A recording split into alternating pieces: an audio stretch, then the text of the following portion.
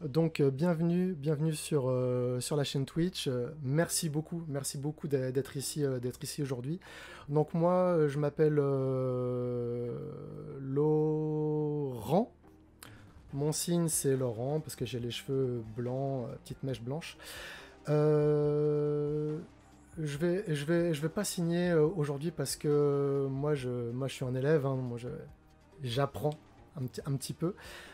Aujourd'hui, on a des pros sur la langue des signes française qui sont là. Je reçois beaucoup de personnes chaque semaine qui parlent du médico-social, des services d'aide à la personne, des professionnels, des personnes concernées, sur plein de sujets, plein de thématiques différentes. Et ce soir, j'ai la chance d'accueillir une grosse partie, en tout cas, de l'équipe qui se cache derrière Elix, l'application qui permet d'apprendre, en tout cas d'avoir énormément de vocabulaire en langue des signes. Euh, Ils sont rares sur Internet, on n'a pas trop l'occasion de savoir un petit peu comment ça se passe avec cette application, donc je suis vraiment très content de pouvoir les accueillir ce soir. Je vais les faire venir. Juste une petite précision, donc il y aura les sous-titres en dessous, comme je disais. Alors ceux qui signent, ils ont compris, donc je vais pas signer. Il y aura des sous-titres pour tout le monde, sauf pour moi. Donc il y aura le sous-titre en dessous. Pour moi, vous pouvez activer les sous-titres directement sur Twitch et régler la taille, l'opacité, la police d'écriture qui vous arrange pour que vous puissiez les lire plus facilement. Comme ça, vous aurez le sous-titre de tout le monde et vous pourrez suivre. Et il y a également deux interprètes en langue des signes, Sandrine et Thomas, qui vont pouvoir se relayer toute la soirée pour pouvoir faire une soirée inclusive, ma foi. Ce sera bien, comme ça, que vous signez, que vous lisiez les sous-titres ou que vous soyez entendant. On va essayer de passer une très bonne soirée et je vous propose d'accueillir les invités dès maintenant. Bonsoir à vous, bonsoir Sébastien, Fanny, Cédric, bonsoir Sandrine et Thomas. Merci beaucoup d'avoir accepté l'invitation, d'avoir organisé cette soirée. Merci beaucoup d'avoir accepté l'invitation. Vous pouvez parler, on vous entend normalement. Bon, je vais commencer. Bonsoir Laurent, bonsoir à toutes les personnes qui vont nous suivre ce soir. Merci Laurent pour ton invitation. En fait, ça nous fait très plaisir de venir parler d'Elix et puis plus généralement de langue des signes française ce soir. Voilà, je pense qu'on va passer une bonne petite soirée. Du coup, je vais peut-être me présenter. Donc moi, c'est Sébastien. Alors mon signe, c'est celui-là. C'est un signe qui est construit avec le signe de la lettre S et le signe du mot vélo. Alors pourquoi? Parce que je suis fan de vélo et donc mes collègues m'ont attribué un petit peu naturellement ce signe. Alors moi, ça me va très bien. Donc je trouve même que c'est très sympa. Donc moi, je travaille pour l'association Signe de Sens depuis 4 ans. Comme chef de projet numérique et depuis janvier de cette année, en fait, je pilote l'ensemble du programme Elix. Voilà, donc je vais avoir l'occasion de vous présenter Signe de Sens brièvement et puis aussi Elix parce que en fait Signe de Sens et Elix c'est pas tout à fait la même chose. Mais bon, avant ça, je vais laisser Fanny se présenter, Cédric, et puis aussi Sandrine et Thomas, les deux interprètes qui nous accompagnent ce soir. Voilà. Et donc, je passe la main à Fanny parce qu'elle va dire que je fais trop long. Wow. Bonsoir à tous. Donc moi c'est Fanny. Je travaille à Signe de Sens depuis une grosse dizaine d'années et notamment sur Elix. Donc je suis responsable du pôle langue des signes française, ce qui regroupe plein de choses, les formations, les spectacles bilingues et surtout tout ce qui est contenu et production audiovisuelle sur Elix. Voilà. Super. Merci beaucoup, c'est vraiment cool de vous avoir tous là. Il y a également Cédric. Alors Cédric, tu es sourd. Oui, bonjour. Je me présente, je m'appelle Cédric. Mon nom en langue des signes est comme celui-là. Je travaille chez Signe de Sens depuis 6 mois en tant que salarié. Voilà. Et donc, je suis formateur de LSF dans le cadre des formations dispensées par Signe de Sens. Et je travaille également avec Fanny sur Elix, où je récolte les vidéos qui sont tournées et je travaille sur le développement d'Elix. Voilà. C'est super, merci beaucoup. Et puis toi, Sandrine, peut-être Sandrine, tu peux te présenter un petit peu. Je suis Sandrine, je suis interprète en langue des signes. Merci beaucoup. Donc, Sébastien, j'imagine que toi, là, tu vas être un peu sur des rails pour présenter Elix. Surtout dans le chat, n'hésitez pas à vraiment poser vos questions pour Sébastien, pour Fanny, pour Cédric, pour tout le monde. Même pour Sandrine, si vous voulez, pourquoi pas. On va dérouler un petit peu la soirée pour que tout le monde puisse un petit peu expliquer Elix, qu'est-ce que c'est quoi. Et puis au fil de la soirée, on va prendre vos questions pour pouvoir y répondre dans l'ordre. Voilà. Sébastien, est-ce que tu pourrais déjà... pour ceux qui... Parce qu'il y a un petit peu de monde là ce soir, tout le monde n'est pas présent quand je fais les lives. Qu'est-ce que c'est Elix, pour ceux qui ne connaissent pas? Ah, alors du coup, tu me perturbes parce que... désolé, écoute, signe de sens l'association Signe de Sens, oui, parce que si on parle d'Elix, il faut parler de Signe de Sens, tu as raison. C'est ça, exactement. Non, mais je pense que c'est important parce qu'en fait, à Signe de Sens, il n'y a pas qu'Elix, il y a aussi plein d'autres activités. Donc oui, pour resituer, en fait, Elix, c'est une association loi de 1900 qui a été créée en 2003. On est situé à Lille, on compte aujourd'hui 25 salariés. Alors je le précise, 25 salariés, parce qu'il y a encore un an, on était une petite quinzaine. Et on est en pleine croissance. En fait, Signe de Sens, c'est une association qui est super dynamique. Donc, l'objectif de l'association, c'est de rendre la société plus inclusive aux personnes qui sont en situation de handicap cognitif, sensoriel et psychique. Donc les personnes sourdes, les personnes aveugles, les personnes avec autisme, les personnes déficientes intellectuelles. Et donc pour ça, on conçoit des outils et des dispositifs pédagogiques qui vont faciliter l'accès à l'information, la culture et les apprentissages. En fait, pour résumer Signe de Sens, nous, on s'engage au quotidien pour accompagner vers l'autonomie les personnes qui sont en situation de handicap et puis leur donner en fait tous les moyens d'être des citoyens qui vont participer pleinement à la vie de la société. Alors, on a deux pôles d'activité. On a nos programmes, je vais expliciter, puis ensuite, on a aussi des produits et des services. Donc les programmes, ils sont au nombre de 4. On a 4 grands programmes. Alors le premier, c'est celui dont on va parler aujourd'hui, c'est la langue des signes à travers Elix. Donc voilà, je vais avoir l'occasion là dans quelques secondes de détailler tout ça. Mais on a aussi un programme qui est dédié à l'apprentissage précoce des enfants de 2 à 6 ans avec autisme. Alors toi, je sais que tu es éducateur spécialisé, tu vas peut-être utiliser Ben le koala, ce petit personnage qui accompagne il est là, il est sur mon téléphone, je l'ai ici. Voilà, dans leur apprentissage quotidien. Et puis s'il y a des parents qui nous écoutent, peut-être qu'ils ont utilisé Ben aussi avec leurs enfants pour le brossage des dents. Voilà, donc... il est tout en bas dans l'onglet social, voilà. Ben le koala. C'est ça. Donc, Signe de Sens, c'est Elix, mais c'est aussi Ben le koala. C'est aussi un programme qu'on appelle Édition Jeunesse Accessible, EJA, qui, en fait, le but, c'est de rendre la lecture, la lecture accessible, en fait, faire en sorte que les médiathèques, que les libraires proposent des ouvrages accessibles aux enfants qui sont en situation de handicap.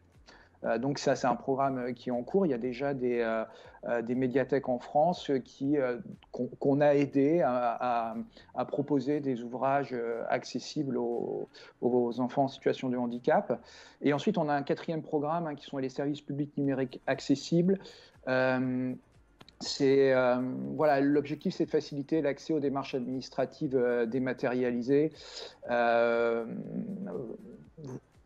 Le numérique peut être une chance pour les personnes en situation de en situation de handicap à condition qu'il soit fait intelligemment. Donc on travaille aussi sur cette dimension-là de l'accessibilité. Alors du coup, pour en revenir à ta question initiale sur Elix, à la base, Elix, c'est un dictionnaire qu'on a créé il y a une dizaine d'années pour servir de passerelle entre le français et la langue des signes française. En fait, il y a plusieurs objectifs. C'est permettre aux personnes sourdes signeuses d'accéder à la lecture sous toutes ses formes. Parce que les personnes sourdes signeuses, leur langue maternelle, c'est la langue des signes française avant tout, et pas le français écrit. Je pense que on aura peut-être des questions autour de ça ce soir. Aussi, en fait, l'objectif d'Elix, c'est de faciliter la communication entre les personnes sourdes et les personnes entendantes. Quand plus il y aura d'entendants qui seront signés, plus facile sera la communication entre tous.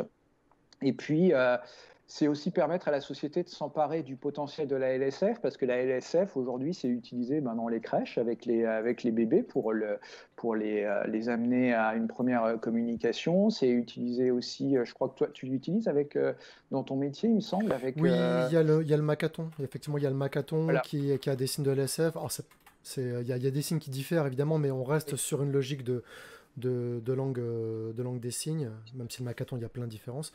On utilise aussi des pictogrammes, donc beaucoup de supports visuels. Je les ai là, mais en gros, tu connais le classeur PEX de chez Pyramide. Donc, pas mal de supports visuels, mais également un peu de langue des signes, oui. Voilà, donc la LSF a aussi un potentiel justement qu'on pourrait utiliser. Pourquoi pas un jour sur les chantiers voir des ouvriers justement qui sont dans un environnement bruyant utiliser la LSF pour communiquer. Donc Elix, alors c'est vrai, c'est d'abord le site et l'application mobile, ce que nous on appelle le Dico Elix. C'est aussi depuis 2-3 ans une extension web qui va permettre d'accéder aux signes et à la définition en LSF de n'importe quel mot à partir de n'importe quelle page web. De manière concrète, en fait, je suis en train par exemple d'effectuer ma déclaration d'impôt, il y a un mot que je ne comprends pas, je le souligne, je fais un clic droit et je peux avoir accès à la vidéo, au signe de ce mot ou à sa définition traduite en langue des signes française, dès lors où il existe en fait dans Elix. Ça, je dirais que c'est pour la partie numérique, mais en fait, il n'y a pas que cette partie-là numérique. Elix, c'est aussi des jeux et des livres qui sont disponibles à travers notre boutique. On est éditeur de jeux, qui est le jeu, dites-le en langue des signes. Il y a aussi le jeu C'était quand sur l'histoire des sourds. Elix, c'est aussi des événements.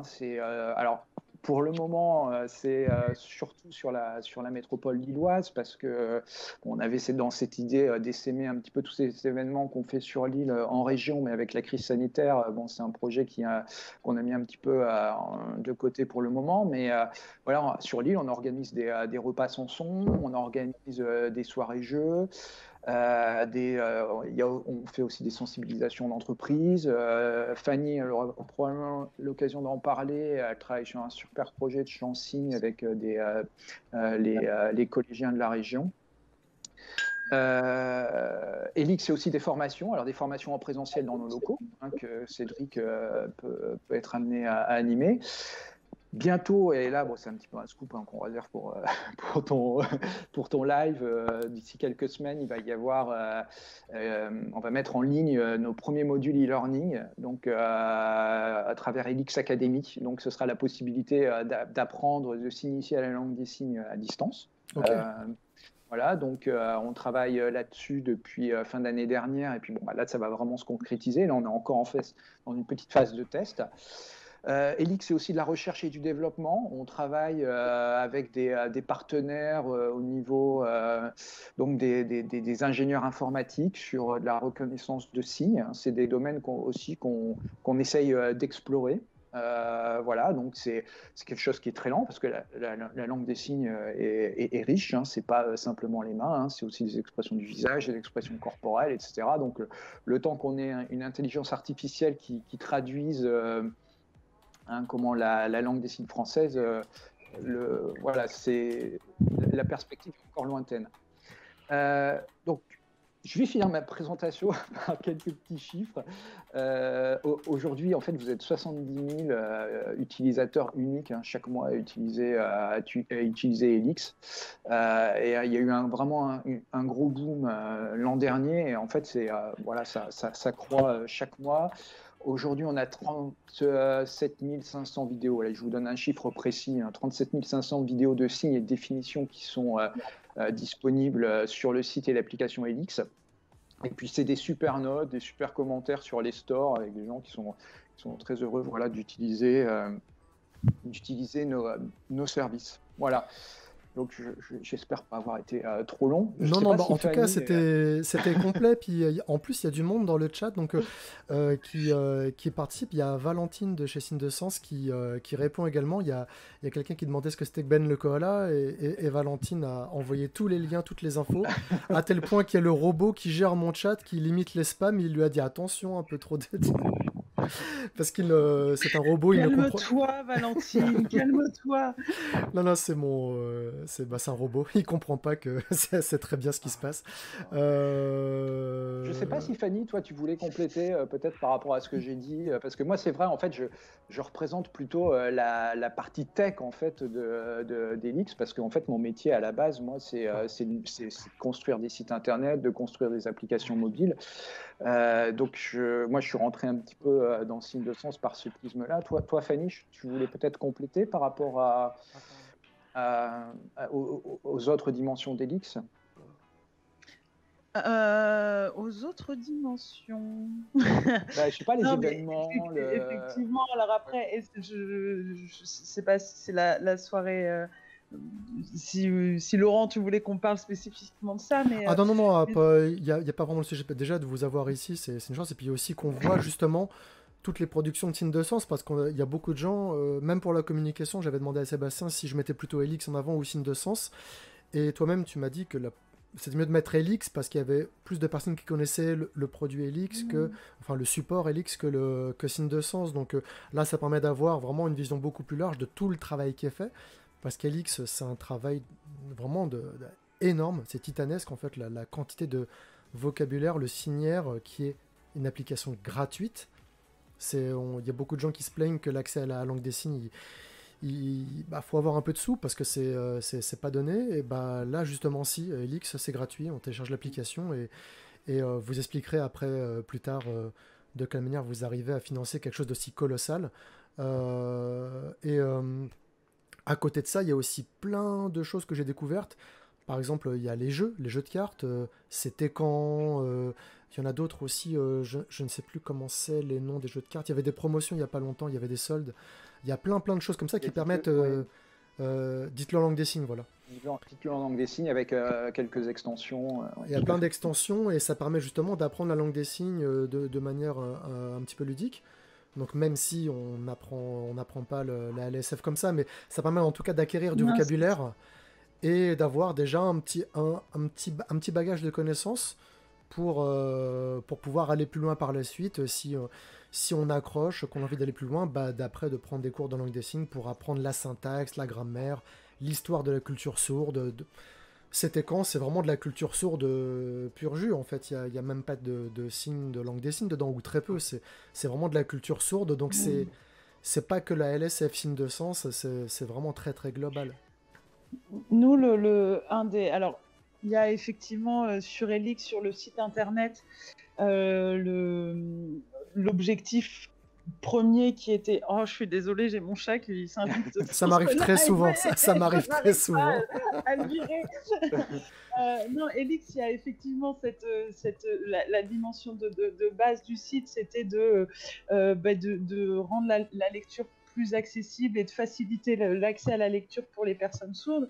Il y a aussi le fait d'avoir un outil pour garder une trace de la langue des signes, c'est-à-dire que selon les régions, les signes peuvent être différents, etc. Et d'avoir un endroit où les gens peuvent aussi échanger sur les différents signes. Et après, l'autre objectif d'Helix en général, c'est vraiment d'amener la langue des signes facilement un peu partout. C'est-à-dire que en aucun cas, Elix ou les jeux de société permettent d'apprendre la langue des signes, parce que ça, on peut y revenir après, mais passer par la case formation est un peu indispensable. En tout cas, Elix n'a pas l'ambition de remplacer les cours de langue des signes, au contraire. Mais voilà, par le biais des jeux, des soirées jeux, des repas chansons, du site, c'est d'amener la langue des signes un peu plus dans la société et que les gens puissent avoir un accès ludique à cette langue. Et le but ultime, c'est que ça intéresse tout le monde et que tout le monde s'inscrive en formation et qu'il y ait de plus en plus de gens qui parlent la langue des signes. Mais qu'on ait 60 millions de personnes en France qui parlent la langue des signes, ce serait le top, quoi, voilà. Ouais. Alors nous, on essaye à notre mesure voilà, quand nous, on organise des soirées jeux dans les bars, donc c'est à partir de nos jeux de société. Hors crise sanitaire, on en organise une fois par mois. On a 30-40 personnes qui viennent et on se dit, voilà, c'est ces 30-40 personnes qui vont découvrir peut-être quelques signes, mais qui vont surtout passer un moment où sourd entendant se mélange et en fait on s'en fiche un peu de qui est sourd, qui est entendant. Juste l'important c'est cette soirée et d'avoir accès à une autre langue qui est voilà, je défends la langue des signes pour plein de raisons, mais de faciliter l'accès à cette langue en tout cas. Je compte plus les personnes autour de moi qui me disent, y compris une autre personne qui s'appelle Fanny, que j'ai reçue, qui est professeure KPEJS, donc qui est professeur qui enseigne les cours classiques de l'éducation nationale, mais à des élèves sourds et avec handicap associé en plus. Donc, et à chaque interview que je lui impose, parce qu'elle déteste les caméras, elle me dit: je remercierai jamais et assez l'équipe qui se cache derrière Elix, parce que ça l'a tellement aidé au quotidien. J'ai oublié un signe. Moi-même, j'apprends la langue des signes en ce moment. J'en suis à peu près à 700 signes. C'est rien. J'en oublie une centaine par semaine. Si j'avais pas Elix pour m'aider à réviser, ce serait très, très, très compliqué, quoi. Donc c'est vrai que c'est un outil qui est juste fou. C'est hyper pratique. C'est intuitif. On tape un mot. Il y a plusieurs vidéos en fonction d'un mot qui peut avoir plusieurs sens, ou alors d'un mot qui peut avoir plusieurs signes en fonction de la région ou de la durée dans le temps du mot. C'est complet en fait, c'est complet. Même si il n'y aura jamais assez de signes de toute façon, mais c'est déjà rien qu'avec ça, pour trouver des signes qui n'existent pas sur l'application, il faut chercher longtemps, quoi. Alors il y en a encore. Alors c'est super, c'est vraiment super d'entendre. Je me bats avec mon chat. C'est super d'entendre ça et d'entendre que les gens se servent d'Elix autant. C'est vraiment voilà, c'est gratifiant pour nous. Des signes, il en manque sur Elix encore, parce que traduire le dictionnaire, je vous assure que ça prend du temps. Ça doit faire 10 ans qu'on travaille sur le sujet. Puis on voit, il y a beaucoup de personnes différentes en plus qui sont filmées pour les petites vidéos. C'est des petites vidéos courtes, mais on voit qu'il y a des sessions de vidéos qui sont faites à la chaîne, quoi. Il y a quelqu'un qui vient, allez, tu signes ça. Et... Alors, du coup, on peut peut-être faire un petit point sur comment ça se passe, les tournages et les récoltes chez nous. En fait, il y a vraiment deux choses très différentes. Il y a les définitions. Donc vraiment traduire les définitions du dictionnaire, donc je sais pas moi, une table, traduire la définition, un meuble où l'on peut déjeuner, je connais pas par cœur la définition de la table, mais voilà, cette définition écrite, nous on va faire appel à des traducteurs sourds, donc des personnes dont c'est le métier, qui sont diplômés pour traduire du français vers la langue des signes. Donc je pense qu'on peut les citer, c'est Vivien Fondeveille et la société Vice Versa de Toulouse. Donc qui viennent chez nous et qui se font 4 jours de tournage de définition, de traduction de définition. Donc ça, c'est une partie vraiment importante. Et puis après, il y a la récolte de signes. Et donc là, par exemple, depuis un an, on travaille beaucoup avec des professionnels sourds dans toute la France, pour aller chercher des signières spécifiques. Donc là, on a fait une plutôt grosse session avec des mécaniciens automobiles. Et donc, on est arrivé et on a échangé avec eux pour lexicaliser ce métier de mécanicien auto. Et puis, on continue comme ça d'aller chercher des professionnels dont les signes parfois méconnues, en se disant qu'aussi ça peut servir à la jeune génération qui va vouloir faire une formation de mécanicien auto, de boulanger, de plombier, voilà, d'avoir justement les signes adéquats. Et puis il y a aussi des gens qui nous contactent en nous disant ben voilà, moi j'ai une passion, j'ai un métier, j'ai envie de participer à Helix. Voilà, donc les signes, on est vraiment sur des personnes très différentes, un peu au cas par cas. Il y a des gens qui viennent tourner 2 signes et il y a des gens qui viennent une journée complète et qui enregistrent 200 signes. Donc ça, c'est très aléatoire. Mais voilà, c'est les 2 façons dont on procède. Je suis tombé sur des petites vidéos comme ça qui étaient miennes. Il y a un petit bouchon, un petit garçon tout blond là qui a signé quelques. Ah, je me souviens plus les signes que c'était, mais je suis tombé sur lui. Je me dis, oh, c'est tout mignon et tout. Et il y a aussi, alors je crois qu'il est sur les métiers. J'avais oublié le métier directeur. J'ai regardé la définition. Il me semble que c'est directeur. Hein. Et je suis tombé, alors, à moins que je me trompe, mais je crois que c'est Emmanuel Laborie qui a fait. Oui. J'ai apprécié le petit clin d'œil. Je fais comme ça. Mais c'est Emmanuel Laborie. Parce que c'est la directrice de l'IVT. Voilà, de l'IVT, ouais, exactement. Dans Emmanuel, on a fait aussi, on a aussi un format qui s'appelle Helix Reporter. Alors, qui existe toujours, mais c'est quelque chose qu'on va reprendre. Et c'était justement, le but était de faire des portraits de personnes sourdes qui parlent de leur métier et qui parlent de leur parcours professionnel. Donc, je dis ça parce que c'est dans ce cadre-là qu'on a interviewé Emmanuelle sur comment elle en était arrivée à devenir directrice de l'IVT. Et alors, je ne sais plus combien il y en a, je dirais une vingtaine, mais c'est peut-être une trentaine de personnes sourdes comme ça qui expliquent leur parcours et qui ont enrichi Helix de signes spécifiques au métier. Et les interviews, on peut les retrouver quelque part sur le site de Signes de Sens ou d'Helix ? Alors, on a je vais peut-être pas traumatiser ce sujet, Seb. Mais, vous avez une chaîne YouTube ou quelque chose comme ça ou... On a une chaîne YouTube, Helix TV, où vous allez pouvoir retrouver effectivement tous les différents formats de vidéos qu'on a. Donc, notamment Helix Reporter. Et puis, on a d'autres formats. On a fait des recettes de cuisine en langue des signes. Donc, c'est ma petite cuisine avec Helix. On avait des petites vidéos, des formats humoristiques sur les quiproquos qui peuvent exister entre entendants et sourds, donc qui s'appelle Ma coloc avec Super Helix. Voilà, donc sur la chaîne Helix TV, vous allez retrouver comme ça tous les formats. Helix TV, je vous la mets dans le chat. Helix Télé. TV. TV. Hop là, Helix TV. Peut-être essayer. Peut-être que Valentine peut le noter si Monsieur Robot la laisse écrire. Tac, voilà, c'est parti, c'est dans le chat. C'est bon. C'est dans le chat. Helix TV, 612 abonnés. Abonnez-vous à Helix TV. Abonnez-vous.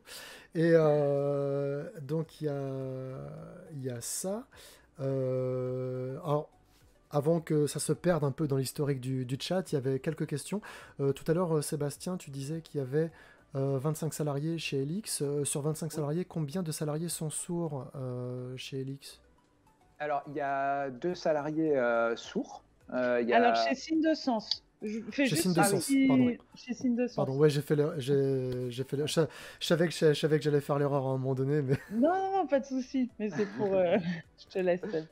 Non, il y a effectivement 2 salariés sourds. Hein. Il y a Cédric qui est avec nous ce soir, et puis il y a aussi une autre personne, Emmanuel.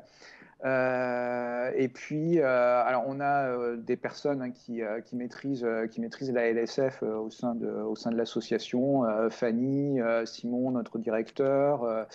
Il y a Lucille qui nous a rejoint aussi. Et puis tout le monde se forme à la LSF, voilà pour qu'on puisse tous communiquer ensemble. Rien que de voir Thomas qui interprète en LSF, moi ça m'aide. Là, je suis en train de réviser là, en le regardant. Et je précise aussi que là, on parle des salariés donc, qui sont à temps plein chez Signes de Sens, mais on travaille tous les jours avec des prestataires. J'ai parlé des traducteurs tout à l'heure, mais on travaille aussi avec des comédiens sourds, Enfin, voilà, on est... Et c'est pour ça que je différencie un peu Signes de Sens d'Helix et que je me suis permis de faire la petite remarque parce que Signes de Sens, ça englobe énormément d'activités. Après, sur Helix, on est vraiment...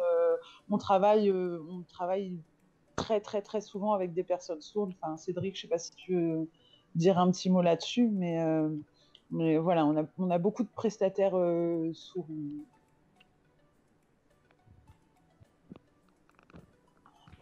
Changement de... On passe au stand. Parce que toi, Cédric, donc tu es chargé de projet LX, mais tu es aussi formateur en fait. Tu es un professeur de LSF. Oui, c'est ça, effectivement, je suis formateur, enfin professeur, pas professeur d'ailleurs, formateur de langue des signes. Donc, je donne...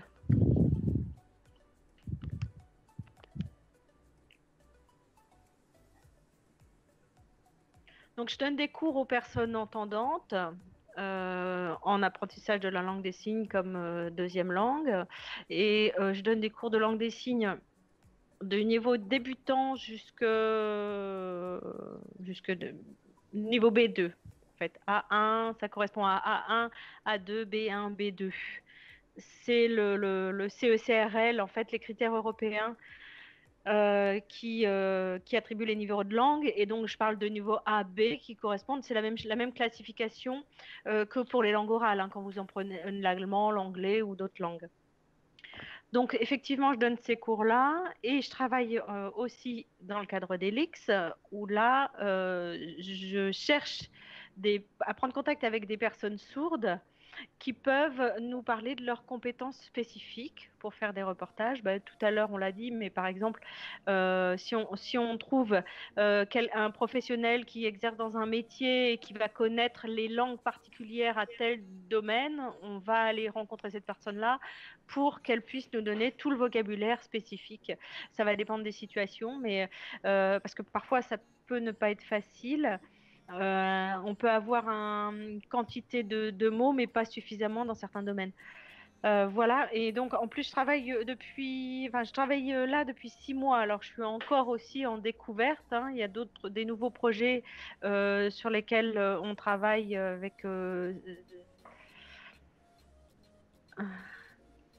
avec Sébastien, notamment sur un projet qui s'appelle Coda, c'est-à-dire que je suis filmée.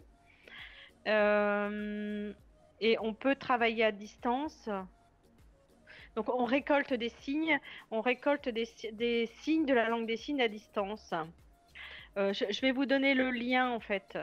Et donc, ça coupe. Pour l'interprète, elle a coupé, la connexion a coupé. Ah, Vas-y. là tu as récupéré l'image, c'est bon, ça y est. c'est revenu. Okay. C'est bon, ça revient. Donc,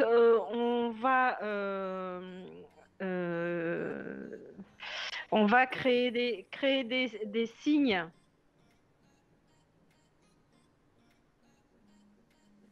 Alors, je vais prendre l'exemple. On va prendre le mot bonjour, par exemple, et on va faire des enregistrements au fil de l'eau sur les façons de dire bonjour en langue des signes. Alors, là-dessus, c'est un tout début. Je suis en train d'y travailler avec Sébastien. Pour l'instant, je suis plutôt sur le travail de la recherche des signes, la récolte de signes avec des personnes sourdes, auprès de personnes sourdes. Pour compléter ce que dit Cédric, en fait, sur ce projet, en fait, alors c'est pareil, hein, c'est quelque chose qui arrive là dans les jours qui vont, les semaines qui vont suivre. Coda, en fait, c'est une plateforme qu'on a développée avec un partenaire qui s'appelle Smile. Donc pour toi, Sandrine, c'est S-M-I-L-E. Hein, c'est une société informatique qui est une très grande société informatique en France. Qui a développé un projet donc, qui s'appelle Coda, dont l'objectif est d'entraîner une intelligence artificielle à reconnaître des signes. Voilà. Et nous, on est venu se greffer sur ce projet parce qu'on était en pleine crise sanitaire et on devait aller à la rencontre on devait collecter aussi, nous, des signes, et on s'est dit, pourquoi ne pas utiliser cette plateforme pour nous également collecter des signes.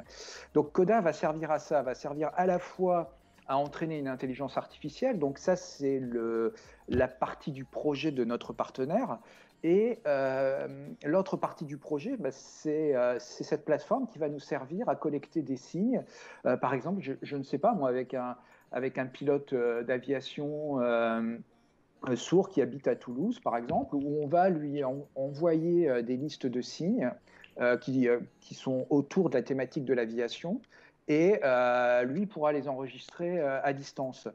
C'est pour nous, en fait, alors, il y a un double enjeu. À la fois, c'est de répondre à la question de la crise sanitaire, parce que c'était un petit peu bloqué l'an dernier pour aller à la rencontre de notre public. Ce qui était prévu l'an dernier, c'était de faire un tour de France, faire des événements de style 24 heures du signe, où on enregistre le maximum de signes en 24 heures, enfin tout ça, tous ensemble en présentiel.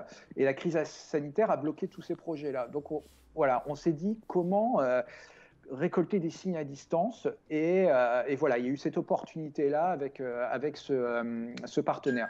Donc effectivement, Cédric prend contact avec des personnes sourdes, ou des personnes qui maîtrisent la LSF, qui maîtrisent aussi un vocabulaire spécifique qu'aujourd'hui nous on ne maîtrise pas, hein. Par exemple, la mécanique auto, voilà, c'est aussi des vocabulaires qui sont très spécifiques, et donc voilà, c'est répondre à la crise sanitaire, et en même temps voilà, nous permettre de collecter beaucoup de signes, mais beaucoup de signes aussi spécifiques. Il y a dans les questions qu'il y a justement par rapport à... Alors déjà, dans l'ordre, tout à l'heure, tu as évoqué un partenaire, Vivien, qui a visiblement ses supporters, hein. Vivien, c'est le meilleur, visiblement. Et la même personne demande, est-ce que parfois vous inventez des signes s'il n'y en a pas encore des signes existants, comme par exemple des signes par rapport à des supports médias qui sont récents, par rapport à la LSF, Twitch par exemple, le signe, je me souviens plus ce que c'est comme signe, mais il y a le signe pour live, mais Twitch, je crois que c'était comme ça, mais c'est plus inspiré de la ASL. Mais est-ce qu'il y a des signes que vous allez dire, bon bah ok, bah on fait notre signe parce que le signe, il n'y en a pas qui existe par rapport à ça. Comment ça se passe? C'est une question qui revient souvent, d'où viennent les signes quand il y en a, quand il y a des nouvelles choses qui arrivent, il faut qu'il y ait des signes pour les nommer. Alors, quand il n'y a pas de signe, il ne s'agit pas d'inventer immédiatement un signe ou de créer un signe. Ça va être à l'usage dans la communauté des sourds. C'est que s'il n'y a pas de signe, il va falloir du temps. Il y en a certains qui vont en utiliser, d'autres pas. Par exemple, Twitch, moi, je ne connaissais pas le signe. C'est pas à moi, je ne vais pas me dire, tiens, allez, je ne connais pas le signe, on va créer un signe. Non, ça va se développer au fur et à mesure dans la communauté, de plus en plus, jusqu'à ce qu'il y en ait un qui se dégage et qui devienne le signe officiel. Donc nous, non, on n'est pas dans cette démarche de dire, allez, il n'y a pas de signe, on crée un signe pour ce concept, on ne fait pas ça. Mais par exemple, pour le virus du Covid, par exemple, c'est un bon exemple, c'est que ça va être quelqu'un qui connaît bien comment ça marche, les virus, enfin quelqu'un qui est spécialiste du domaine, qui va être en capacité de réfléchir à un signe et qui va en proposer un. Et du coup, ça prendra du temps après que les autres personnes dans la communauté acquièrent et adoptent ce signe-là. Ça se fait comme ça. Et Elix n'a pas du tout, en tout cas, nous, l'équipe d'Elix, on n'a pas du tout les compétences ni l'envie de créer des signes. C'est-à-dire qu'on n'est pas là pour inventer des signes, on est là pour récolter et permettre aux gens d'échanger et de valoriser les signes déjà créés. Comme Elix n'a pas l'ambition de valider la langue des signes. C'est une question qu'on nous pose souvent, mais qui valide les signes? Nous, on n'a pas... Enfin, je n'ai pas l'impression qu'il y ait une personne qui soit compétente pour valider l'ensemble des signes, mais nous, Elix, on n'a pas du tout cette compétence-là, on n'a pas du tout cette envie-là de valider les signes. Donc, c'est vraiment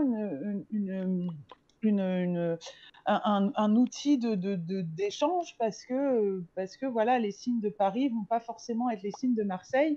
Donc, qui va pouvoir dire on valide?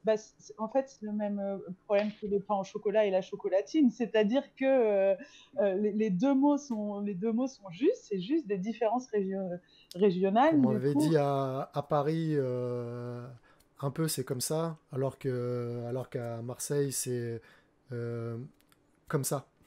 Un peu comme ça dans le sud. Il y avait des différences avec certains signes, certains signes Exactement. c'était pareil et d'autres c'était différent. Ça dépend. Exactement, le signe maman, il est différent dans le nord qu'à Maman, Paris, qu'en maman, Bretagne, maman, maman. que dans le sud, etc.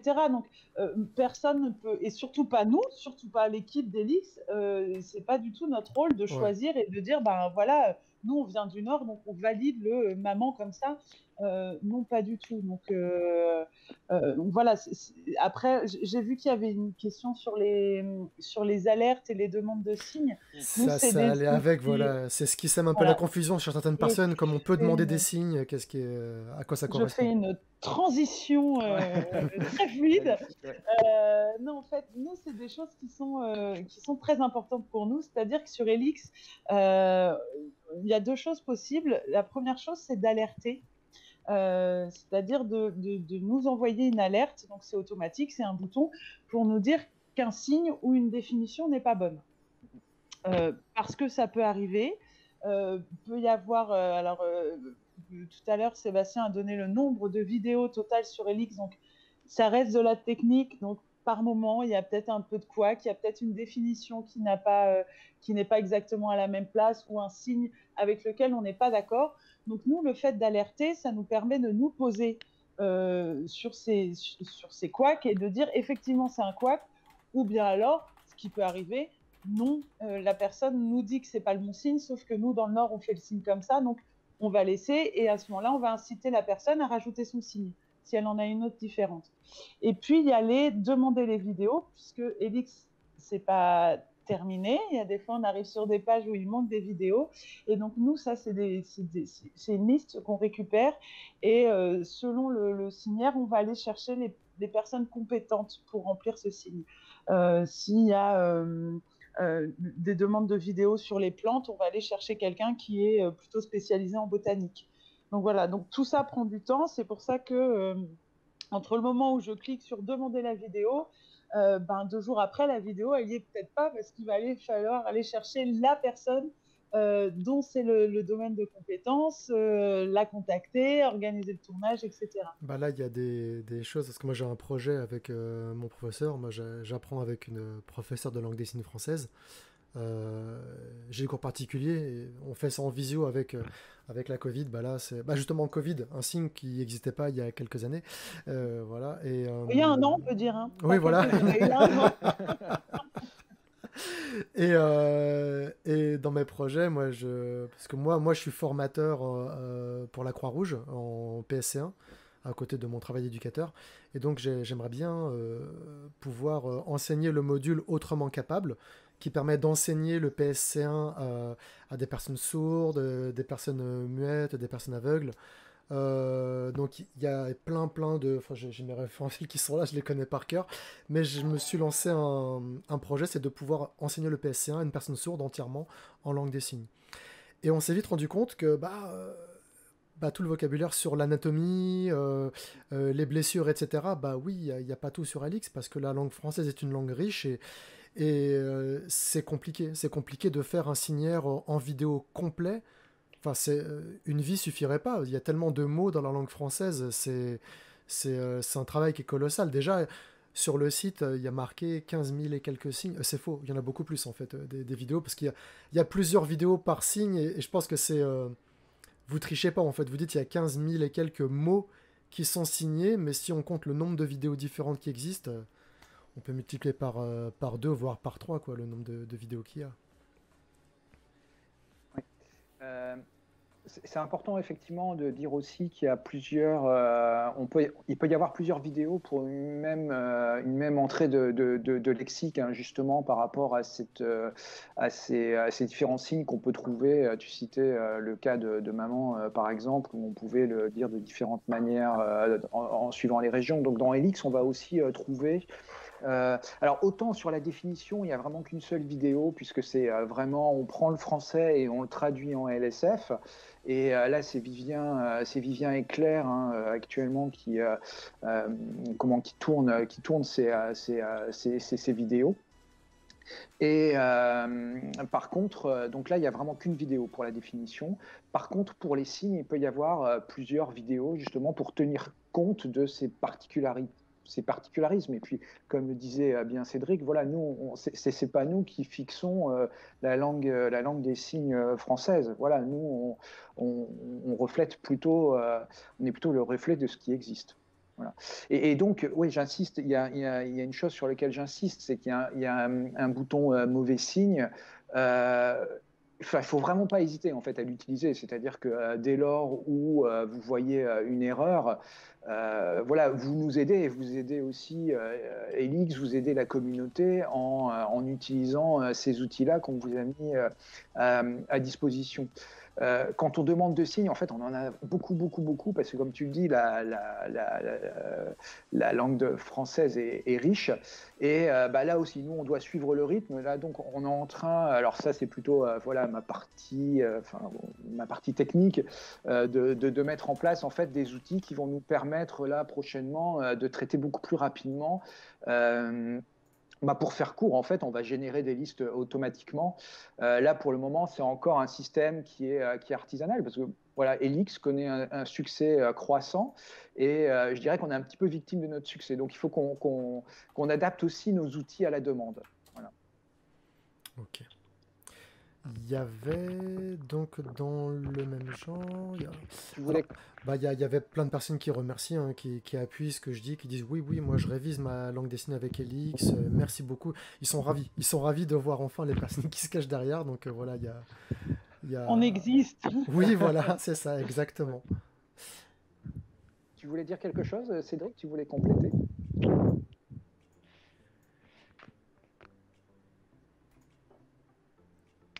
Oui, on ne peut pas comparer clairement le mot en français et le signe tout le temps. Il y a parfois des traductions, bien évidemment, qui sont possibles, mais d'autres parfois non. Par exemple, le, la, L', il n'y a pas de signe pour ça. Donc, comment traduire ça? Souvent, on me demande, les personnes me demandent en général, il manque le, là, comment on signe ça? Mais on ne peut pas le traduire en langue des signes. Donc, il y a des mots que l'on peut traduire, d'autres non. Donc, c'est pour ça, les personnes entendantes ont besoin de se coller plutôt au français, alors que non, c'est deux langues différentes, et il y a des mots qu'on ne trouve pas dans la langue des signes. Voilà. C'est ça. Et il y a des choses il y a certains signes qui sont un petit peu difficiles quand on est entendant, parce qu'il y a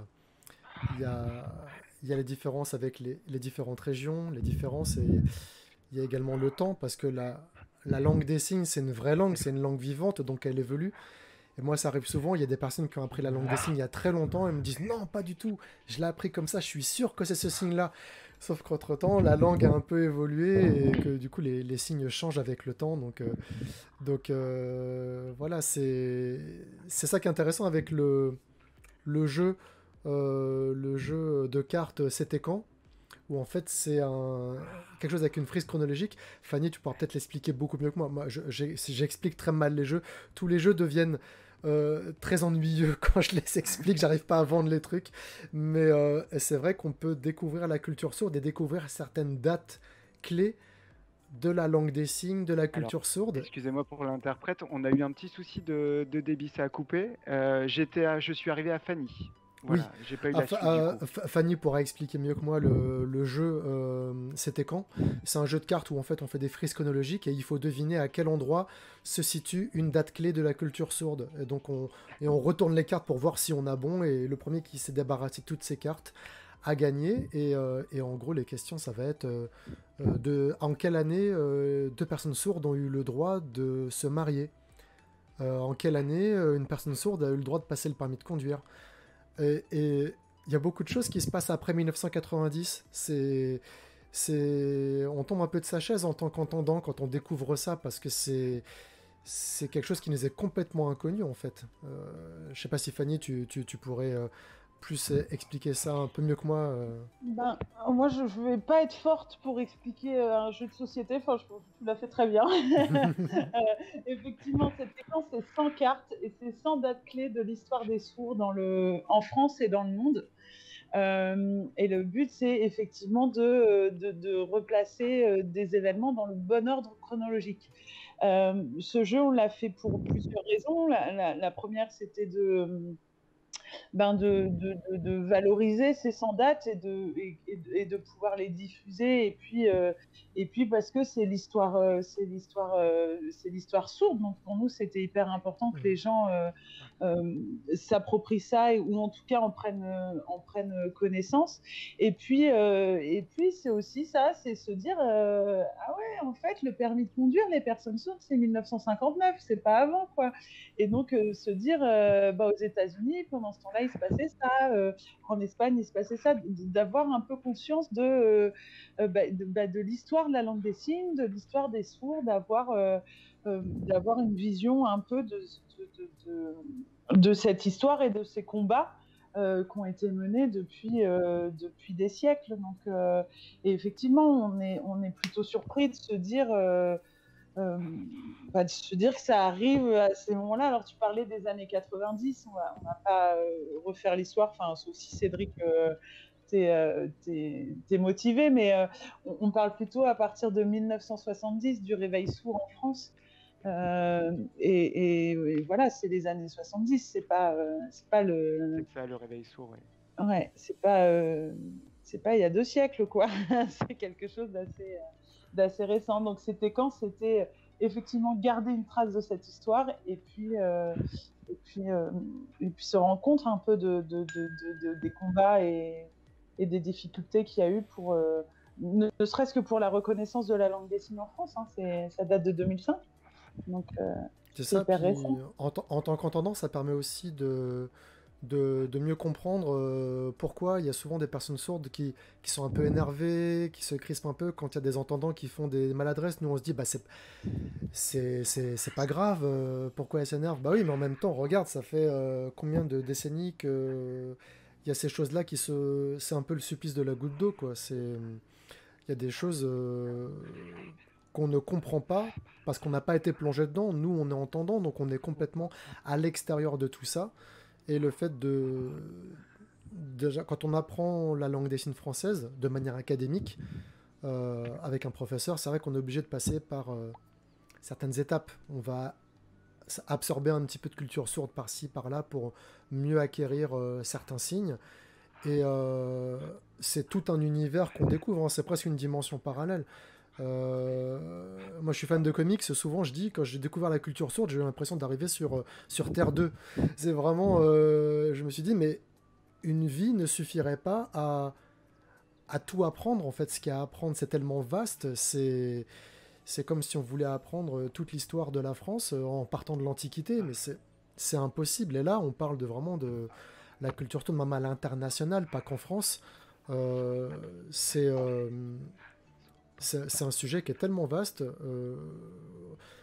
on pourrait s'y perdre complètement qu'on n'en ferait jamais le tour. Toi Cédric, tu as appris la LSF, c'est ta première langue ou tu l'as appris plus tard quand tu es devenu un adulte?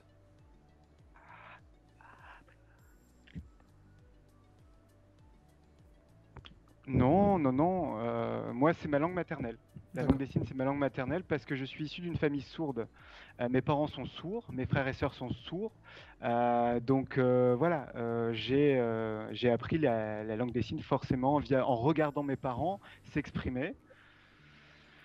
Et ensuite, j'ai intégré donc l'école. Je devais avoir 3 ans, hein, quand je suis rentré à l'école. Il y avait effectivement, voilà, il fallait oraliser avec des séances d'orthophonie.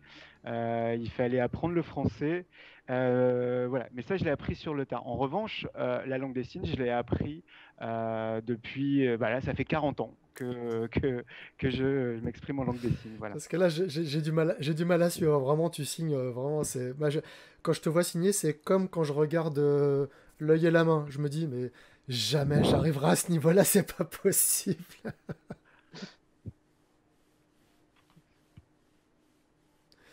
Peut-être quand j'aurai 80 ans, dans 40 ans.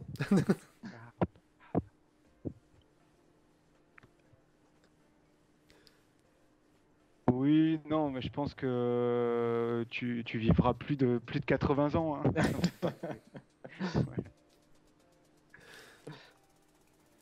Je vous propose, si vous voulez, j'ai réussi à faire une petite capture. Je mets ça par-dessus le chat, je masque le chat quelques instants. J'ai mis une petite capture de l'application Helix pour montrer aux personnes comment ça marche. Donc là, je suis sur le site Helix, donc c'est helix-lsf.fr, donc dico.helix-lsf. Et par exemple, vous allez sur l'onglet et on tape par exemple un tout bête, la base, on tape bonjour. C'est bien ça que j'ai pas fait de faute, voilà. Hop. Et donc là, on a bonjour, nom masculin, etc. Et on a une petite vidéo. Bonjour. Tout simplement. Et voir les autres signes. Donc après, il y a peut-être d'autres signes. Celui-là... Non, c'est le même. Il y a la définition. Donc la définition, on va y avoir une définition du bonjour. Donc là, ça va signer. Quand deux personnes se rencontrent, il y en a une qui dit bonjour à l'autre. Voilà. Donc c'est vraiment super simple, mais on se rend pas compte du travail qu'il y a derrière parce que là, on se dit, bah oui, pourquoi vous en faites tout un plat? On tape un mot, il y a une vidéo, et alors il y a beaucoup de travail derrière parce que c'est 22 018 définitions traduites en LSF, 15 394 signes. Par exemple, je ne sais pas... Tout bête, on cherche une comptine crocodile. Pardon pour l'interprète, j'ai pas entendu 15 000. 15 000, oui, bon, le chiffre c'est 15 394 signes, il y a marqué sur le site. Hop là. Non, pour effectivement en arriver à la vidéo, il faut d'abord créer des listes. Ensuite, il y a toute une logistique pour... Fanny rigole, mais... C'est tout un travail très minutieux, c'est toute une chaîne assez minutieuse en fait.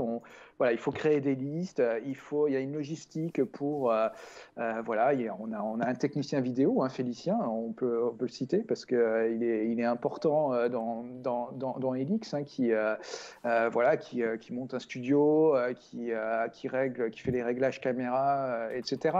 Ensuite, il faut récupérer ces vidéos, les traiter.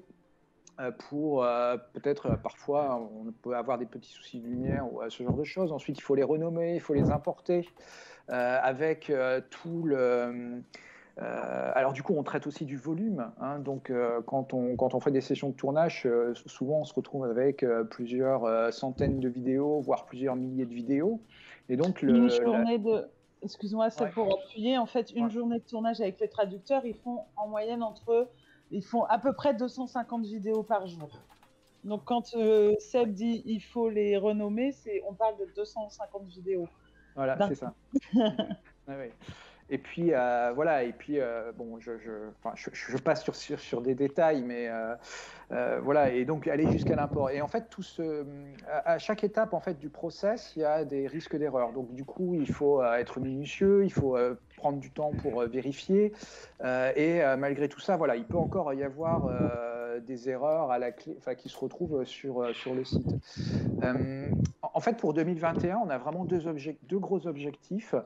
En termes de contenu sur Helix, c'est vraiment d'augmenter fortement le nombre de signes qu'il y a sur le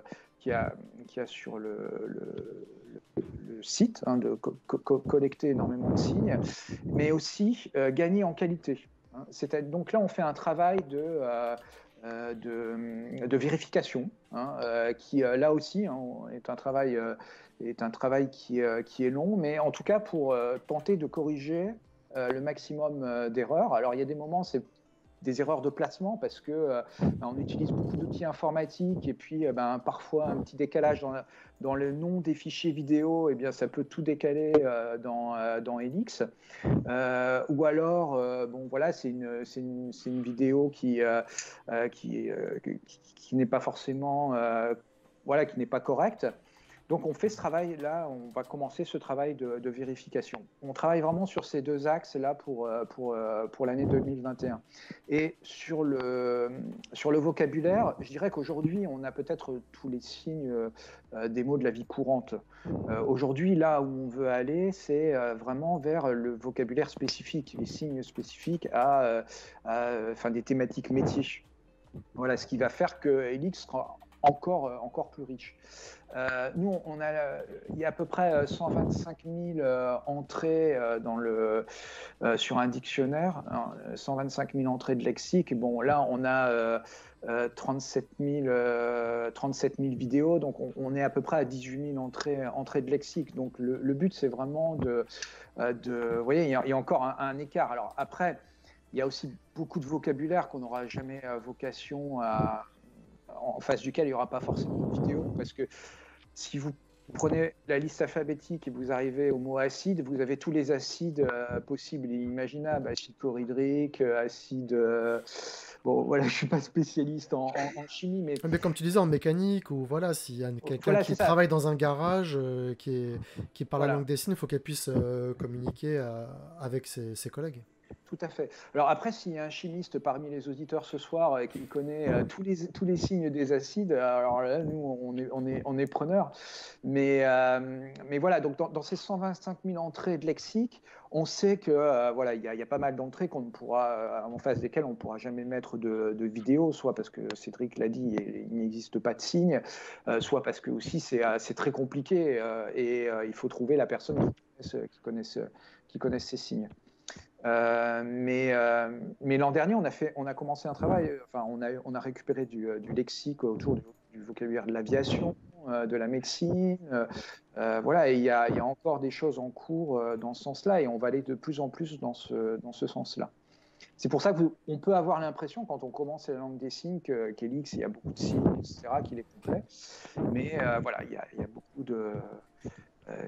Il y a des manques. Il y a des manques sur du vocabulaire spécifique et c'est ce manque-là qu'on souhaite combler.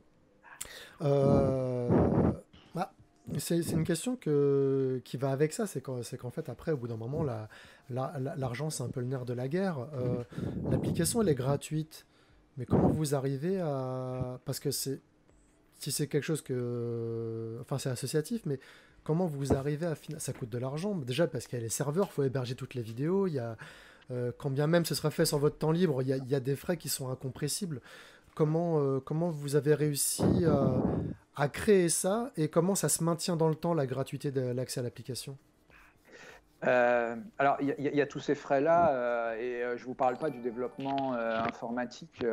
Enfin, développer une application, c'est plusieurs milliers d'euros. Hein. Enfin, c'est des sommes qui sont assez importantes. Alors nous, on a eu la chance aussi d'être accompagnés par des super acteurs, par exemple, pour créer l'extension La Bulle Helix et créer la nouvelle application, le nouveau site. On a été accompagné par une association qui s'appelle Sherit, qui est située à Paris, à Station F, et qui met en relation des associations comme les nôtres avec des grandes sociétés informatiques. Et l'extension La Bulle Helix a été financée alors, c'est une forme de mécénat de compétences, hein, c'est-à-dire que ces entreprises nous ont mis à disposition gratuitement des ingénieurs, des développeurs, des consultants pour nous aider à développer l'extension La Bulle Helix. Ensuite, Helix est financé par le modèle économique de l'association, c'est-à-dire c'est un modèle économique où on a des subventions privées, c'est-à-dire il y a des grandes entreprises en France qui lancent des appels à projets auxquels nous on répond et qui nous permettent d'obtenir des financements. Alors on vend aussi des produits et des services. Ce qui est les jeux qu'on vend sur la boutique, les livres qu'on vend sur la boutique, c'est voilà, l'objectif, ces ventes permettent de financer le développement d'Helix, le développement du contenu. Et puis ensuite, bon, c'est peut-être plus marginal. Alors, dans les ventes aussi, on a une activité de prestation autour du design de service. Donc là, je ne vais pas rentrer dans les détails parce que ce n'est pas forcément mon domaine, mais grosso modo, on accompagne des structures médico-sociales dans leur transformation organisationnelle ou les accompagner sur une problématique de handicap. Et ensuite, oui, il y a aussi une part de subvention publique, mais qui est un peu plus faible, en fait. Voilà. Mais tout, voilà, alors, finalement, pour comprendre comment Helix est financé, il faut aller sur la page partenaire d'Helix. Voilà, les logos enfin, les sociétés, enfin, les structures qui nous financent apparaissent sur notre logo. Là, on peut faire là aussi aujourd'hui un très grand, comment on peut se développer actuellement, puisqu'on a été lauréat de la fondation La France s'engage, qui est la fondation de François Hollande. Donc on a été lauréat. Alors c'est un concours, hein, il y a plusieurs centaines d'associations qui chaque année se candidatent, et on a été retenu en 2019. Oui, si je ne dis pas de bêtises, en 2019. Voilà, ce qui nous a permis de bénéficier de financement, mais aussi bénéficier d'accompagnement. Voilà, donc c'est pour ça qu'Helix reste gratuit. Alors effectivement, parfois on se pose la question, est-ce qu'il ne faudrait pas mettre de la pub sur Helix pour le financement? Est-ce que... Bon, voilà, non, ça c'est quelque chose qu'on a tranché. Helix restera enfin, voilà, est gratuit et restera gratuit. Il y a aussi, et là, il faut que je le cite, parce que il y a aussi des personnes qui donnent, hein, spontanément, et parfois alors pour nous, il y a une double valeur à ces dons. C'est à la fois, voilà, quand quelqu'un nous donne 100 euros pour une application gratuite, c'est qu'on se dit que quelque part, cette personne est satisfaite en fait du service, en tout cas qu'on offre.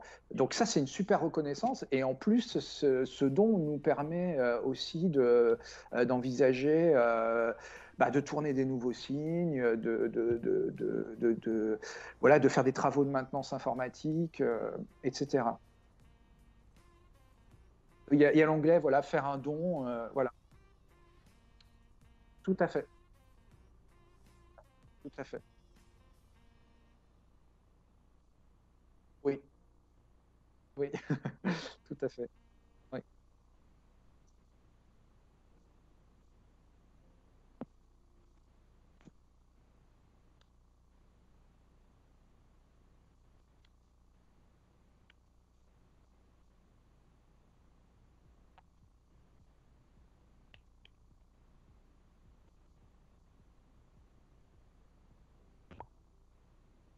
oui, voilà, c'est ça. C'est ça.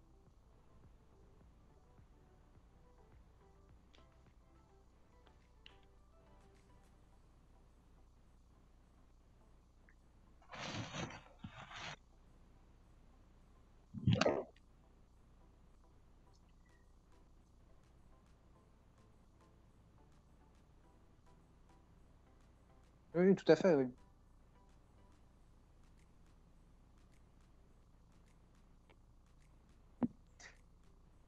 Oui, non, mais tout à fait.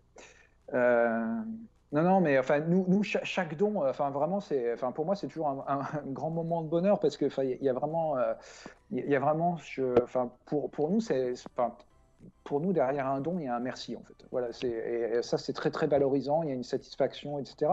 De la même manière, en fait, les commentaires qu'on peut avoir sur les stores d'applications. Alors, parfois, voilà, on a des petits soucis techniques, et l'application n'est plus disponible pendant une journée. Voilà, on a rencontré quelques soucis là, ces derniers mois, qui maintenant sont résolus. Donc, parfois, on a des commentaires qui sont un petit peu durs, mais on a aussi des commentaires qui parfois nous font chaud au cœur. On a on a une plateforme de travail collaboratif entre nous. Alors en plus, voilà, depuis la crise sanitaire, qu'on utilise vraiment énormément. Et à chaque fois qu'il y a un super commentaire, en fait, on le partage à toute l'équipe, quoi. Et ça, c'est vraiment ce qui nous motive vraiment au quotidien, quoi. C'est ces commentaires, c'est ces dons, et c'est vrai que Helix, c'est coûteux, hein. Enfin, c'est du temps d'un ingénieur, c'est pas mal d'argent, et puis voilà, collecter des signes, etc. C'est un travail très minutieux, Helix. Ouais. Oui, j'avais coupé mon micro, mais bon, avec ta réponse, avec nos interactions, les gens ont suivi à peu près ce que j'ai dit. Parce qu'il y a Dame Fanny, bah, justement, la professeure KPJS, qui m'a envoyé un message pour me dire Laurent, ton son, il est coupé à nouveau. Ouais. Il y avait un petit peu d'activité derrière moi, donc j'ai coupé pour pas que ça fasse trop de bruit. Mais oui, donc les partenaires, je disais que sur le site de Helix, il y avait de Signe de Sens, pardon. Non, ouais, de Helix, il y avait les partenaires. Dont le ministère de la Culture, et il y avait la capacité de faire un don et d'acheter également les jeux qui sont très très bien. Mais voilà, je vais vous repasser Alors, il y a les liens encore dans le chat, parce que vraiment, moi, je vous recommande tout en fait. Mais si vous deviez, ça dépend ce que vous recherchez. La culture sourde, il y a cet écran qui est très très bien. Et sinon, dites-le en langue des signes. En plus, il y a plein d'extensions pour cibler à peu près ce que vous. Voilà, c'est vraiment. C'est pas cher du tout. C'est pas cher du tout. Je t'ai coupé, Sébastien. Ouais, on parlait d'Emmanuel Laborie tout à l'heure, mais on a aussi une autre grande personnalité qui a participé, qui a contribué à Helix. Je parlais de la fondation La France s'engage, qui est la fondation de François Hollande. Donc si vous tapez engagement, vous allez voir dans Helix, c'est François Hollande qui signe le mot engagement. Voilà, sur Helix. Voilà. Et François Hollande. Il signe son signe. Il signe aussi ouais, son signe. C'est ça, François Hollande, je crois. C'est ça, c'est grande beauté, comme ça. Et là, il y a plein de personnes qui, comme moi, en fait, il y a beaucoup de personnes qui débutent en langue des signes, non, qui apprennent et qui ont un bon niveau, mais pas assez satisfaisant, visiblement, pour suivre tout ce que signe Sandrine. Donc voilà, Sandrine, les gens envient ton niveau en langue des signes. Alors, du coup, je réponds, parce que Sandrine va pas pouvoir répondre, interpréter, etc. Quand on salue le niveau de signe de Sandrine, il faut savoir que Sandrine, elle a fait des études, c'est un diplôme, être interprète. J'en parlais tout à l'heure quand on parlait des traducteurs, où effectivement, on va pas prendre n'importe qui pour traduire des définitions de dictionnaire. Voilà, les interprètes ont un diplôme. Je veux juste noter que ça représente des années de travail pour arriver à avoir le niveau de Sandrine et de Thomas d'ailleurs, c'est juste qu'il n'est pas à l'écran. Mais voilà, interprète, c'est un métier. Bah, il se relaye, c'est vrai qu'on a pu le voir avec la Covid-19, que quand il y avait le gouvernement qui faisait des discours, il y avait des interprètes en langue des signes qui se relayaient, mais toutes les 10 minutes. Là, ils tiennent super longtemps, Sandrine et Thomas, par rapport à ce qu'on a pu voir à la télé pour les discours d'Emmanuel Macron ou de Jean Castex. Donc, vraiment, chapeau, vraiment bravo, parce que là, c'est impressionnant. Faut de l'endurance. Je pense qu'après, voilà, faudra mettre la main dans la glace à la fin de la soirée. Alors, il y a Valentine, notre collègue qui s'occupe de la communication dans l'association, qui me signale une question. L'application nécessite une connexion Internet pour être utilisée? Donc la réponse est oui. Il faut une connexion Internet, puisque effectivement, vous ne pouvez, les vidéos ne sont pas embarquées dans l'application ou dans le site Internet. Sinon, ça remplirait tout votre téléphone, sinon. C'est ça, il y a plusieurs gigas. Il y a plusieurs gigas. Voilà, on a une société d'ailleurs qui s'occupe des sauvegardes d'Helix, puisque c'était pas chez OBS, chez OVH, c'était pas chez OVH. Alors, nous sommes chez OVH. nous sommes chez OVH, mais on a des sauvegardes, et puis quand on a changé de serveur, la dernière fois que je l'avais pris, j'avais le choix du data center et j'ai pris celui de Roubaix. Voilà, donc on a fait local, et j'étais bien content la semaine dernière quand j'ai appris qu'OVH avait brûlé à Strasbourg. Ouais, pour ceux qui ne savent pas, voilà, qui n'ont pas suivi l'actualité, il y a un data center qui a entièrement brûlé. Donc toutes les données qui étaient dedans ont été perdues, sachant qu'il y avait des sites internet qui avaient leur sauvegarde sur le même site. Donc il y avait la sauvegarde et la copie de sauvegarde dans le même site. Donc si tout a brûlé, le site n'existe plus, il n'y a plus qu'à tout reprendre depuis zéro, sauf si on a nous-mêmes fait des sauvegardes quelque part. Quand on passe par OVH, en général, c'est que c'est ça notre plan B. Et quand le plan B il brûle, c'est compliqué. Par chance, voilà, Tout va bien pour Alors Elix. voilà, par chance, et puis on a une société, allez, je vais les citer, The Log, parce qu'ils nous accompagnent au quotidien, ils sont vraiment très, très, très sympas. Voilà, ils nous ont mis en place un système et on a des sauvegardes qui sont ailleurs également. Voilà, donc on est une petite structure, mais parfois on fait les choses super bien. On fait les choses super bien, pas parfois, tout le temps. Voilà, il y a des grandes sociétés qui sont faites, voilà, qui n'ont plus leurs données, et nous, petite association, on a toujours nos données parce qu'on a bien fait les choses. Voilà. Non, la technique, c'est cruel. Hein. C'est vrai qu'on est dans un monde un peu dématérialisé. Ouais, on va laisser le temps à Thomas de s'installer. Voilà, c'est bon. C'est terrible. C'est pour ça que, voilà, soyez indulgents quand l'application n'est pas disponible pendant quelques heures. Ça peut, ça peut arriver. Et voilà, on fait vraiment le maximum pour rétablir le service le plus vite possible, quoi. Mais il y a toujours un temps, le temps qu'on se rende compte, le temps qu'on appelle les techniciens qui ont les bonnes compétences pour résoudre le problème, que ce technicien ait le temps de résoudre le problème, etc. Voilà, ça peut prendre quelques heures. Ou, voilà. Mais globalement, en fait, Elix... Le dématérialisé est en fait très matériel, on dit dans le chat. Bah, il faut qu'il y ait une trace quelque part, de toute façon, on n'y échappe pas. Oui, non mais complètement.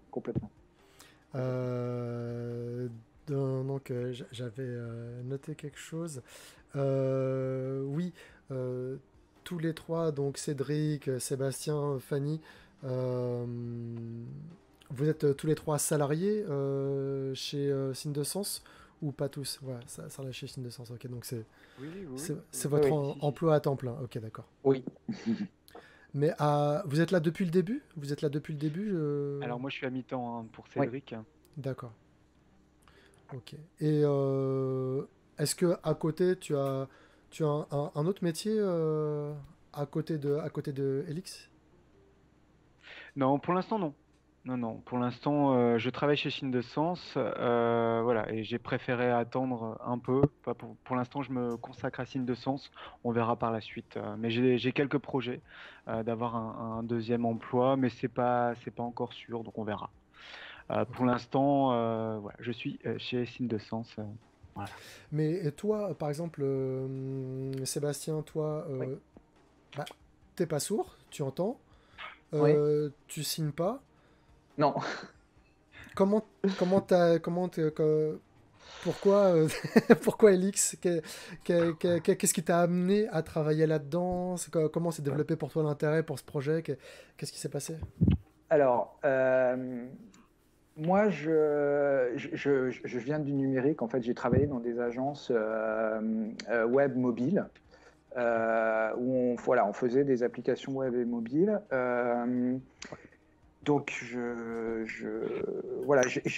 suis arrivé avec ces compétences-là de gestion de projets numériques. Quand je suis arrivé, en fait, le Signe de Sens avait ce besoin d'avoir une personne qui puisse gérer toute la technique, gérer un projet numérique, etc. Donc, en fait, alors, j'avais quand même une petite particularité, c'est que j'ai toujours travaillé dans des domaines éducatifs et culturels. Et en fait, ça m'a... Alors, quand on habite dans le Nord-Pas-de-Calais, au niveau digital, numérique, souvent, c'est le e-commerce, hein, parce que c'est... Voilà. Donc, moi, j'ai toujours trouvé un moyen de ne pas faire de e-commerce, mais plutôt de faire de l'éducatif, du culturel. Donc, j'ai travaillé auparavant sur des sites pour des musées, dans le cadre d'expositions. J'ai travaillé pour France 5 Éducation, voilà, dans une vie antérieure. J'ai travaillé pour des éditeurs aussi. Donc, je suis arrivé par ce prisme-là. Oui, donc, voilà, je suis arrivé avec mes compétences. Donc l'apprentissage de la LSF, là, c'est en cours avec Cédric qui nous forme chaque lundi pour ceux qui ne maîtrisent pas. Voilà, mais je me suis pris vraiment... c'est devenu une vraie motivation en fait, Elix, d'abord Signe de Sens et Elix plus particulièrement parce que déjà, techniquement c'est très ambitieux. Au niveau des process, il faut vraiment organiser les choses. Enfin, comme on le disait tout à l'heure, en fait, c'est complexe entre le moment où on décide de tourner des signes et de mettre une vidéo. Et puis, pour moi, c'est un projet qui a vraiment du sens. Moi, alors, il n'y a pas de personnes sourdes dans ma famille, mais en fait, j'ai du côté de ma mère, en fait, mon grand-père n'est né sans oreille et sans conduit auditif. Donc, en fait, il y avait une mauvaise, il était plutôt malentendant, et c'est pareil dans l'élocution, il y avait des difficultés. Et j'ai des oncles qui sont nés aussi avec la même malformation, des cousins qui sont nés avec la même malformation. Et ma mère aussi qui n'entend pas d'une oreille. Alors c'est étrange parce que quand j'ai postulé à Signe de Sens, tout ça j'en ai pas parlé parce que pour moi c'était normal en fait. Bon voilà, j'ai vécu dans cet environnement-là où avec des personnes qui étaient plutôt malentendantes, avec vraiment des problèmes aussi de communication. Et puis, c'est 6 mois après que j'étais embauché, j'en ai discuté avec mon directeur. Je dis, mais en fait, je n'en ai jamais parlé, mais dans ma famille, voilà, il y a des personnes qui sont malentendantes.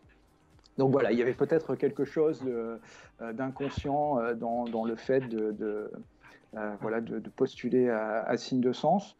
Et oui, moi vraiment, je m'épanouis dans cette association et aussi dans ce projet, quoi. Et merci d'avoir expliqué. Toi, Fanny, pourquoi? Parce que toi, par contre, tu signes. Toi, Oui. c'est quand que tu as appris la LSF, toi? Il y a encore le retour du chat. Le retour du chat. Ouais, à chaque fois que je dois parler. Non, alors moi en fait je suis comédienne de formation. Et donc j'ai fait les conservatoires, et à la sortie de conservatoire j'ai été prise dans un spectacle où il y avait un comédien sourd.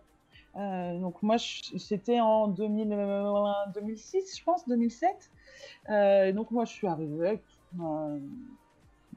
en ne connaissant rien à la langue des signes, en ne connaissant rien aux personnes sourdes.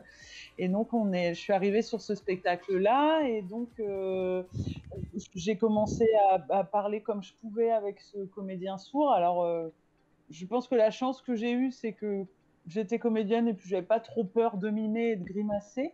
Et puis voilà, j'ai commencé à apprendre un peu la langue des signes, et puis ce comédien était accompagné d'une personne qui jouait aussi dans le spectacle et qui avait une petite asso à l'époque, qui était Signe de Sens. Et donc, c'était le directeur Simon Aurier.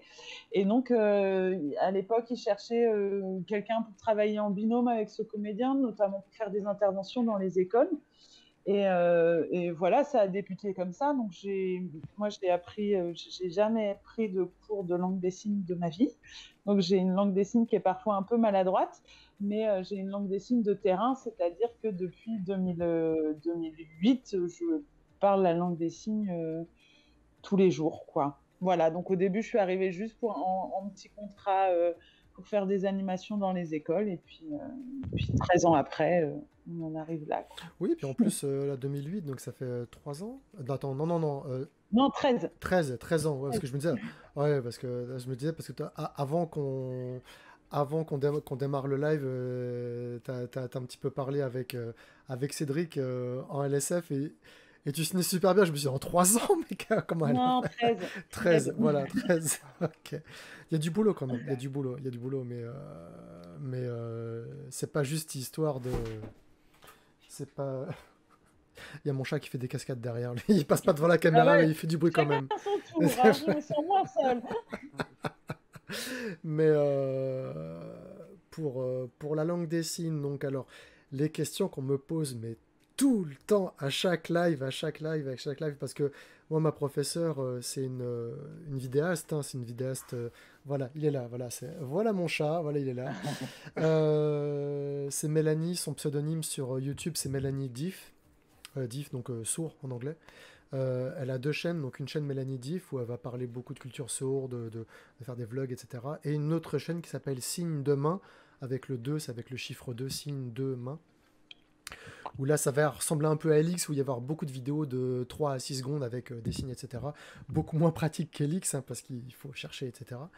Et elle est devenue professeure de langue des signes. Elle a appris la langue des signes parce qu'elle elle est jeune. Elle est jeune, j'ai presque le double de son âge. Elle a pu prendre la langue des signes en option au bac.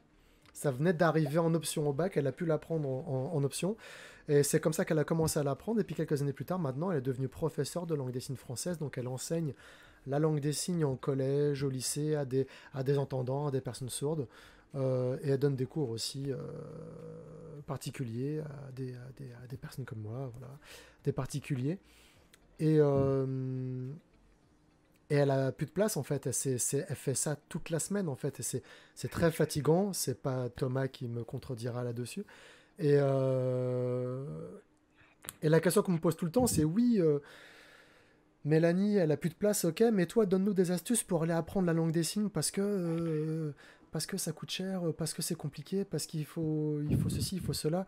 Vous, alors souvent je renvoie vers Elix évidemment, pour avoir déjà un petit vocabulaire de base, pour qu'on voit si on se sent à l'aise, mais pour les vrais cours, pour vraiment apprendre la grammaire, la syntaxe, apprendre à manier la langue des signes, quels seraient vos conseils? Vous avez des formations qui existent en langue des signes française avec différents niveaux, débutants, etc. Cédric est chargé de ça, mais est-ce que tout le monde peut y accéder ou faut être plutôt dans le nord de la France où n'importe qui peut s'inscrire pour suivre des formations auprès de Signes de Sens?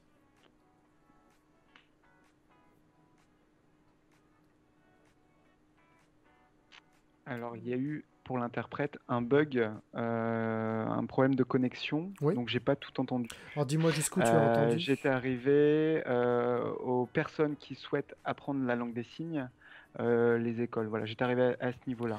Oui, J'ai pas eu la suite. en gros, est-ce que Signes de Sens, parce que bon, vous pouvez pas parler de toutes les solutions qui existent, mais en tout cas pour vous, est-ce que la langue des signes, on peut l'apprendre avec Signes de Sens, quel que soit l'endroit où on est, ou est-ce qu'il faut être plutôt dans le nord de la France comment ça se passe avec vous pour ceux qui cherchent une solution pour apprendre la langue des signes de manière académique?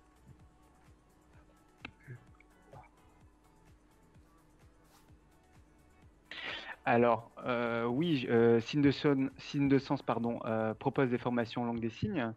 Donc, on voit hein, sur le site de Sens les niveaux, hein, les différents niveaux, les plannings de formation. Donc, vous pouvez déjà aller voir effectivement le planning sur le site et vous inscrire par la suite. Alors après, effectivement, nous, nos formations, elles se font à Lille. Donc il y a des gens qui se déplacent à Lille pour suivre nos formations. Après, il faut savoir que dans toute la France, il y a des centres de formation à la langue des signes. Il y en a forcément quelque part dans votre région. Sur Paris, tout le monde connaît l'IVT à peu près. Enfin, je dis tout le monde, la plupart des gens connaissent l'IVT avec Emmanuel Laborie. Il y a d'autres choses, mais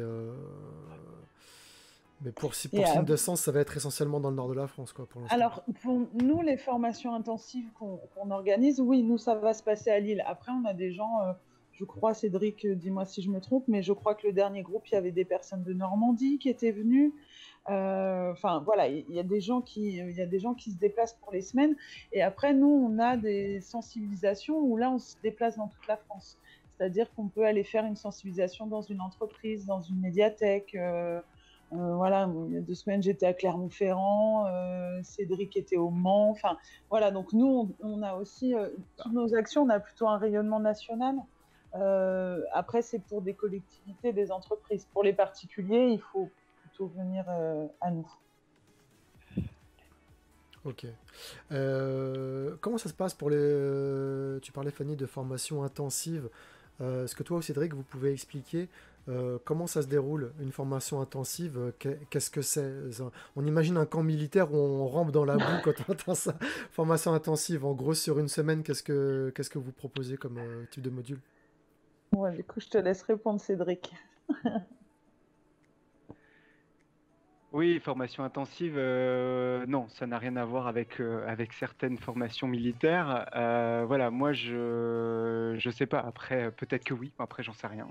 Mais en tout cas, il y a un programme Donc, dans un premier temps, on suit un programme avec une progression, hein. Donc, au début, on va être sur des cours, voilà, on va commencer par les bases. Et quand on dit cours intensif, on parle de 30 heures. Ça correspond à une semaine. Donc, on a 6 heures de cours par jour. Donc, le niveau A1, dedans, il y a en tout pour ce niveau-là 120 heures, divisé par 4 semaines. C'est 120 heures étalées sur 4 semaines, de 30 heures chacune.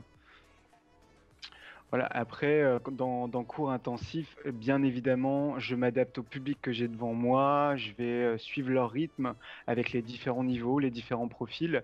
Voilà. L'objectif, c'est d'atteindre le programme, hein, ce qui est prévu, sur le niveau, par exemple, 1-1. Voilà un peu comment ça se passe. Ok. Les 4 semaines du niveau A1, est-ce qu'on peut les faire à la suite ou alors en général elles sont espacées les unes des autres ou alors peut-être les deux vous proposez différentes choses, comment ça se passe? Alors, il y a deux possibilités. Ça dépend de la disponibilité des personnes, des besoins, parce qu'il y a des personnes qui, en général, travaillent, donc ils ne sont pas disponibles. Donc, il y a des possibilités de formation, effectivement, à la suite. Ce qui est important, c'est d'avoir 2 semaines de cours avec une semaine.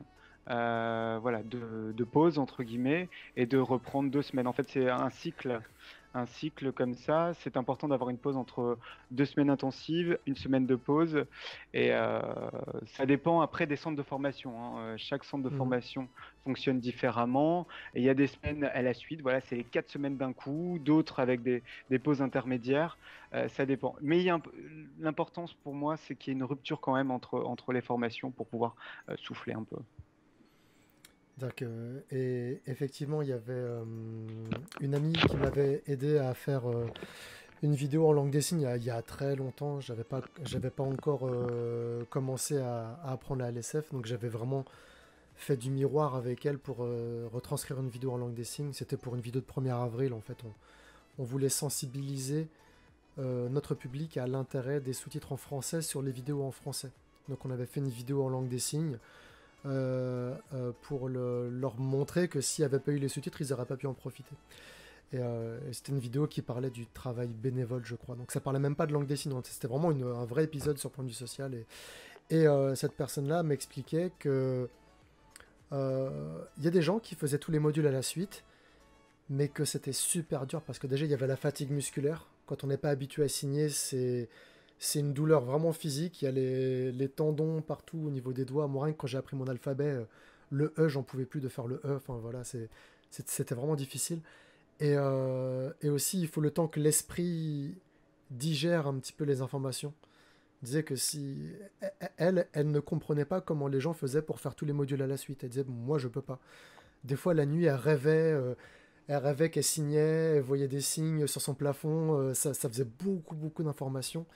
Et le terme formation intensive n'était pas exagéré pour elle parce que c'était vraiment quelque chose que c'est physique. C'est physique, c'est difficile mentalement, c'est beaucoup plus dur que d'apprendre une langue vivante parlée. La langue des signes, en tout cas, c'est comme ça qu'elle l'avait vécu. Et par rapport à ce que tu dis, que tu veux qu'il y ait une pause, ouais, je comprends complètement. Oui, oui, effectivement. Et en plus, c'est vrai que pour vous qui entendez, vous avez l'habitude de vous baser sur votre audition, sur ce que vous entendez. Quand vous apprenez de l'anglais, par exemple, c'est toujours votre oreille qui travaille, votre cerveau qui travaille. Le cerveau, il a l'habitude que ça passe par ce canal-là. Et d'apprendre la langue des signes, ça passe plus par le canal auditif. On vous demande de faire tout à fait le contraire, c'est de couper le canal auditif pour travailler uniquement avec les yeux. Et c'est pour ça que c'est très très fatigant pour vous. Ça rentre pas de la même façon. Et par exemple, à l'inverse, moi qui suis sourd, si on me met des appareils auditifs, par exemple, et que je dois m'entraîner à entendre, à écouter, c'est très difficile et très très fatigant aussi. Vous voyez, bah, pour vous, c'est le même principe, mais dans l'autre sens, c'est très très fatigant de travailler uniquement avec les yeux. C'est ça.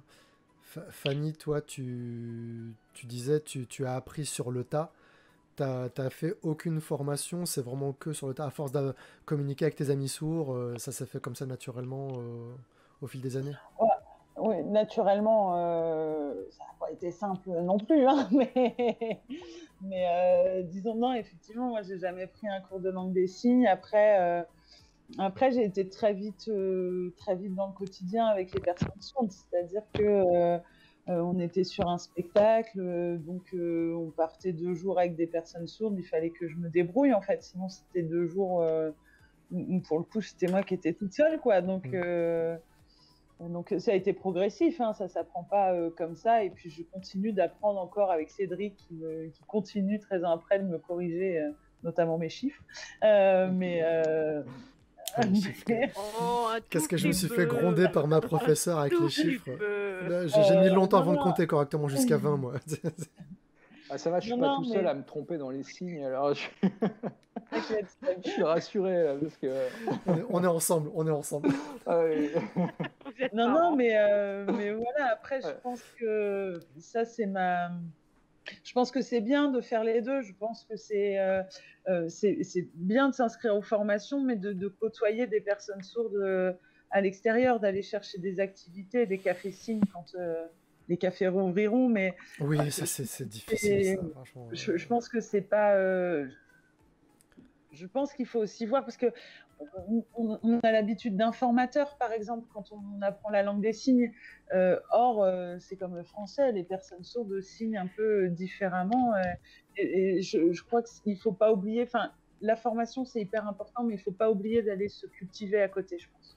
Si on signe tout le temps avec la même personne sourde, on peut avoir des difficultés à comprendre d'autres personnes qui ont des petits éthiques différents, des manières de signer différentes. Ou des trucs de région, hein. Moi, j'ai appris dans le... Oui, j'ai appris dans le Nord. Je suis restée dans le Nord avec des personnes sourdes qui venaient du Nord. Et après, j'ai travaillé à l'IVT. Je me suis retrouvée avec des sourds qui parlaient de Paris et qui parlaient la langue des signes plutôt parisienne. Et là, j'ai fait « Ah, ok, il faut que je tienne 3 semaines. » Et c'est hyper riche. Et maintenant, pareil, j'ai retravaillé sur un projet avec des sourds qui venaient de Toulouse, et ben c'est un peu différent, donc il faut... Les expressions ou les accents, comme Dame Fanny, la professeure KPJS, qui disait, elle est de Bordeaux, donc elle dit à Bordeaux, on dit gavé, moi gavé bien. À Paris, on comprend pas quelqu'un qui dit ça. Enfin, voilà, ça. Voilà, il y a des expressions aussi régionales, il y a des signes. Et tout à l'heure, Cédric, tu t'expliquais qu'il fallait vraiment communiquer avec des personnes sourdes. Moi, avec ma... Pardon, Laurent. Pardon, ça a complètement coupé. Désolé. C'est bon, c'est bon. Non, c'est moi. Dis-moi le dernier truc que tu as dit. Disais... Oui. Avant toi, Cédric, tu t'expliquais que c'était important. Tu m'as toujours? Non. Attends, a priori, il y a un problème. Il y a un petit problème. C'est une petite chute de réseau Internet. C'est revenu, ok. Oui. Donc, je disais tout à l'heure, Cédric, il expliquait que c'était important de parler avec des personnes sourdes pour apprendre la langue des signes. Moi, Mélanie, donc c'est ma professeure de LSF. Mélanie, elle est sourde. Bon, elle a appareillé, mais elle est sourde. Et en fait, quand on est en visio avec la caméra, on coupe le micro. Donc moi pendant 1 heure, je suis sourd. On fait exprès de couper les micros et on peut communiquer que en LSF. Et ça me permet, en plus du fait que c'est des cours particuliers, le fait de ne pouvoir m'exprimer que en langue des signes, c'est ce qui m'a permis d'avancer super vite et d'avoir plusieurs centaines de signes en quelques semaines. Après, si on pratique pas, je vois pendant les vacances, quand on n'a pas de cours pendant 15 jours, tout ce que j'oublie, oh là là, c'est horrible, ça part tellement vite. En langue des signes, apprendre, mais c'est super facile. Ce qui est difficile, c'est vraiment de se rappeler. C'est vraiment de ne pas perdre et de pratiquer, de réviser, de de communiquer avec plein de personnes sourdes. C'est difficile à cause de la Covid. Donc là, je vois tous les groupes sur Facebook. Ils sont tous en train d'attendre. Ils sont comme ça. Ils attendent que les cafés réouvrent pour pouvoir se rassembler. Je suis sur une dizaine de groupes Facebook pour des cafés des signes. Il y a tout le monde qui attend. Attends, a priori, on a un problème de connexion chez Sandrine. Du coup, Dis-moi Sandrine, Ça revient. ok. dis-moi Sandrine jusqu'où tu as eu. Non, en fait, c'est Cédric qui n'a pas eu la fin, je pense. D'accord. Là, il m'a manqué toute. Oui. Tu parlais du Covid. Ouais, je parlais Avec du le Covid, Facebook. Ouais, sur Facebook, je suis inscrit sur des dizaines de groupes d'entendants qui apprennent la langue des signes et qui attendent que les cafés réouvrent pour pouvoir se rassembler pour réviser ensemble, en fait. Donc ils sont tous là à dire « Ah, peut-être cette semaine, on pourra peut-être se rassembler. » Et ils sont comme ça, puis dès le vendredi sur les groupes Facebook, « Oh là, c'est pas pour cette semaine. » Donc voilà, c'est compliqué. C'est compliqué pour démarrer un apprentissage en ce moment et pour pouvoir réviser, quoi. Parce que là, moi actuellement, si je veux voir des personnes signer, à part ma professeure, je vais sur internet, je vais regarder l'œil et la main, quoi. Voilà, ou alors des youtubeurs sourds, je vais voir des vidéos, mais c'est vrai que pour communiquer vraiment en live avec quelqu'un, c'est difficile. C'est difficile parce qu'on est confiné et que voilà, on va se documenter, mais on va pas pouvoir nous exprimer et avoir quelqu'un qui nous dit ah j'ai pas bien compris ce que tu as dit, excuse-moi, tu peux répéter ou recommencer. On ne peut que consommer des médias ou des documentaires ou des choses qui parlent de langue des signes, mais pour pratiquer en ce moment c'est vraiment pas évident. Donc les personnes qui veulent ne serait-ce que réviser ou se mettre à la langue des signes en ce moment, ouais, c'est un peu la galère.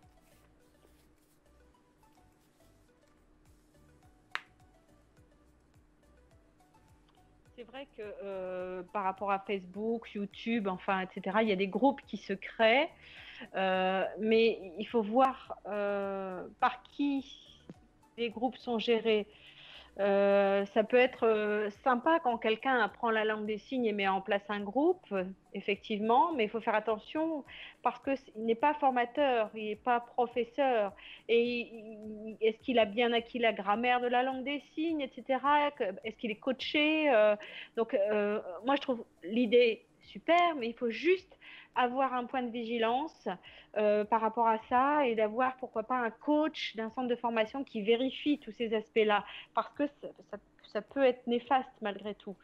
Bon, on sait qu'il y a la situation exceptionnelle liée au Covid, hein, bien sûr, mais donc il va falloir, parfois quand les gens reviennent en formation, il y a beaucoup de choses à revoir et à corriger, parce qu'il y a des choses qui ont été mal vues.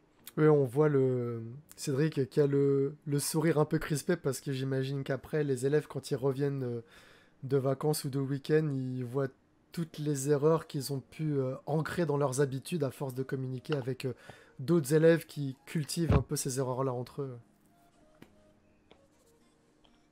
Exactement, oui. Exactement. Mais c'est pour ça, mais c'est aussi par rapport à Elix, par exemple, il y a des mots qui ont des sens différents. Les entendants vont apprendre tout seuls sur Elix et vont croire que c'est la vérité vraie, entre guillemets, quoi. Et parfois, il y a des erreurs. Il y a des erreurs et on est obligé de reprendre, de dire attention à tel aspect. Parce que apprendre tout seul, c'est juste impossible. Enfin, impossible.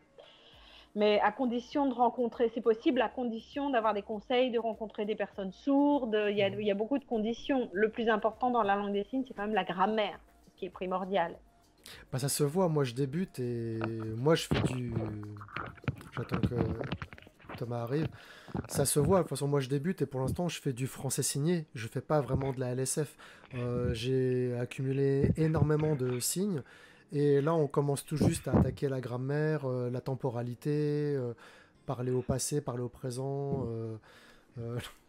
Dans le chat au début il disait Laurent tu as révisé le va-va pour voir si Mélanie allait te gronder que tu avais bien retenu le touche fini pour les lieux et pas pour les actions. c'est compliqué. J'ai mes cours qui sont là, voilà, j'ai tous mes cours qui sont là sur le truc. Et c'est une vraie langue en fait. C'est pas juste du français, on remplace les mots par des signes. Il y a vraiment toute une grammaire et tout plein de choses à comprendre et à retenir par la pratique. On avait une question, tu voulais peut-être compléter, Cédric, non ? Non. Non, on avait une question sur le chat, sur depuis quand Elix existe. C'est 2012, hein, je crois, Fanny, hein, c'est ça que le premier, il me semble, ouais, ça fait une dizaine d'années maintenant qu'Elix existe.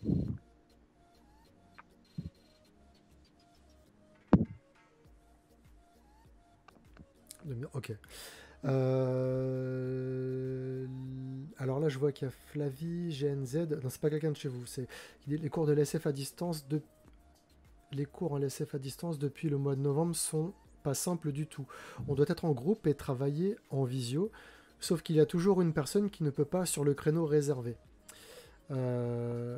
C'est comme les profs d'anglais qui vont avoir sur les copies des gens qui mangent des layers ou qui font appel à des avocados pour se défendre. On n'a pas besoin de signes pour voir que Fanny ne sait pas... Quoi ? On n'a pas besoin de signes pour voir... j'ai pas trop compris la formulation. Il y a des mots qui sautent des fois sur le chat, mais il y a...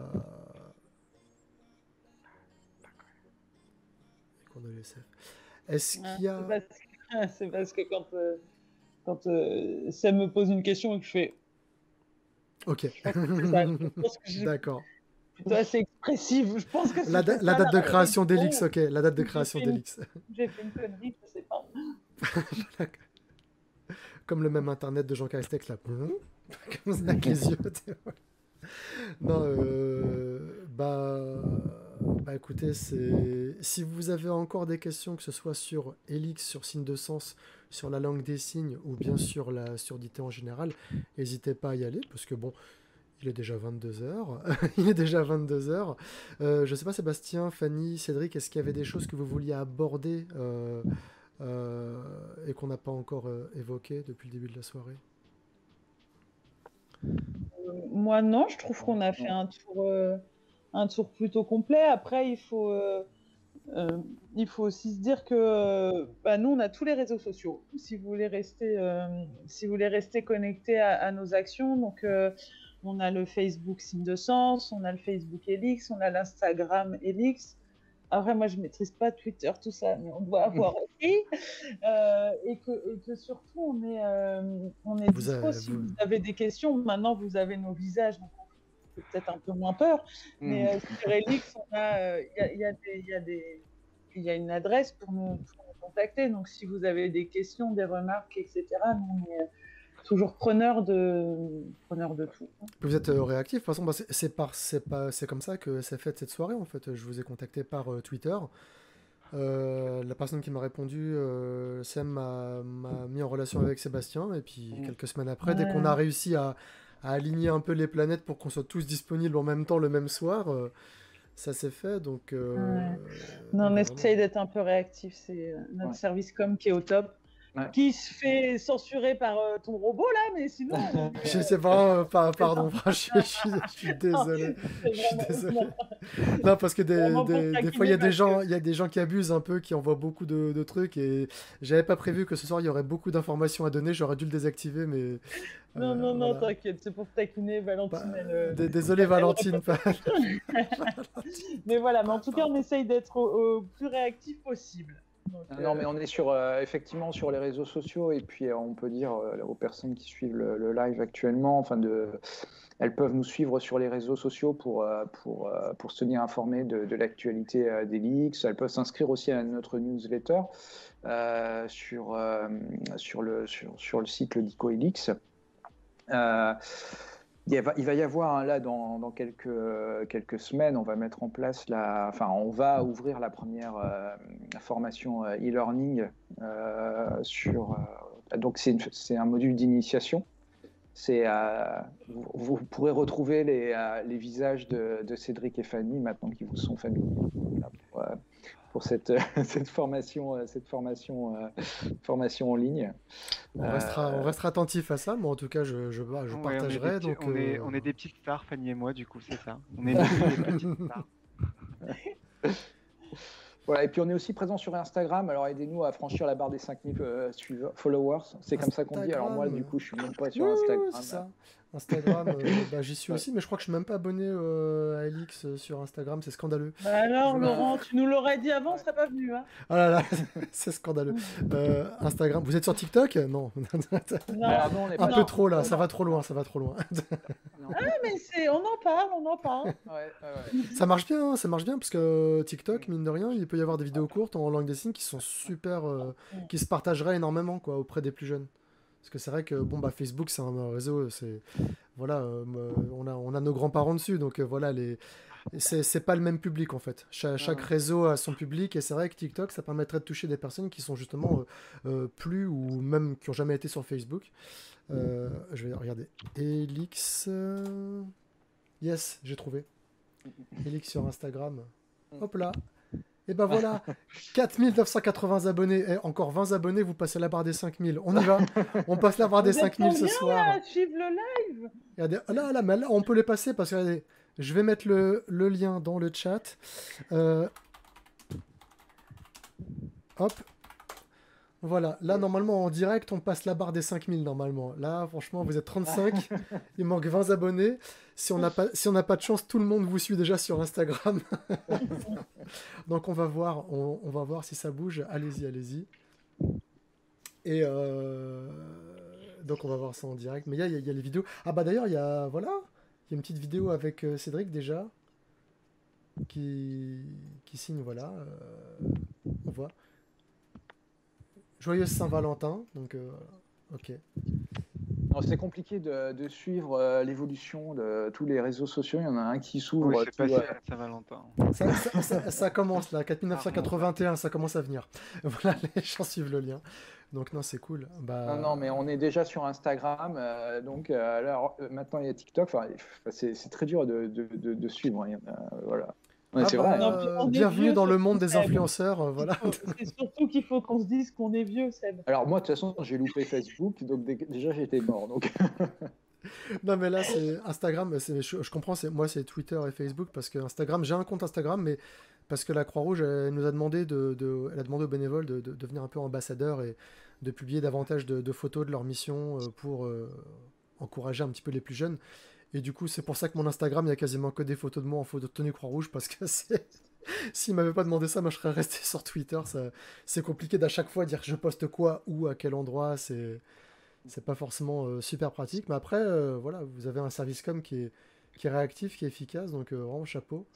On surveillera de près tout ce qui arrive, ce que vous avez dit pour le e-learning. Et puis on partagera. Et après, si le confinement se prolonge, je le souhaite à personne, mais si ça se prolonge, comme ça pourra permettre d'avoir encore plus d'outils pour apprendre la langue des signes. Plus il y aura d'outils, plus on sera susceptible de trouver celui qui correspond à notre usage et à nos disponibilités, quoi. Parce que c'est vrai que bloquer une semaine pour faire une semaine de formation intensive, c'est pas forcément super évident pour tout le monde. Donc ouais, le e-learning, ça peut être une solution d'entre-deux pour ceux qui voudraient s'y mettre. Et puis peut-être même toi, Sébastien, l'année prochaine, peut-être que voilà, tu t'auras fait le premier mode. Non, moi, je vais pas l'embêter avec ça. Il doit avoir tellement de boulot, Sébastien. Et encore des followers en plus. Voilà, bon. On verra si demain on passe la barre des 5000. Okay. Merci, vraiment, merci beaucoup d'avoir été avec nous ce soir. C'était super intéressant. Vraiment bravo. Merci beaucoup à Sandrine et Thomas pour l'interprétariat. Je sais qu'ils vont bien dormir ce soir, je pense. Ça a beau être un métier, mais voilà. En plus, il réagit même pas à ce que je dis, parce que comme la langue des signes, le visage est important. Pour les signes, il est en train de signer tout ce que... J'arrête pas, pardon. Merci, merci infiniment à vous. Normalement, je le dis en début de live, mais là, s'il y a encore des gens qui sont encore en vie à la fin de ce replay et que vous voyez ce replay sur YouTube, eh ben, venez sur Twitch. Il y a plein d'autres vidéos à venir. Il y a le programme dans la bio avec les invités à venir. Lundi dernier, mon invité était malade, donc on verra Gwen qui nous parlera de sa fille qui a une dysplasie de la hanche lundi de la semaine prochaine. Et puis voilà, merci beaucoup pour tous les follow. Il y en a eu pendant toute la soirée. J'ai pas dit merci parce que je voulais pas couper la parole aux invités.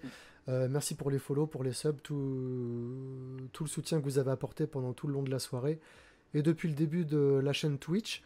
Merci à vous 4 pour votre travail, vous 5 pour votre travail. Elix, vraiment, on va arrêter parce que là, on a compris, je pense que l'outil est sympa. C'est voilà. Et donc voilà. Merci à vous. Merci à toi merci pour à toi, cette Laurent. invitation. Ouais. C'est cool. Et je vous souhaite bon courage pour la suite.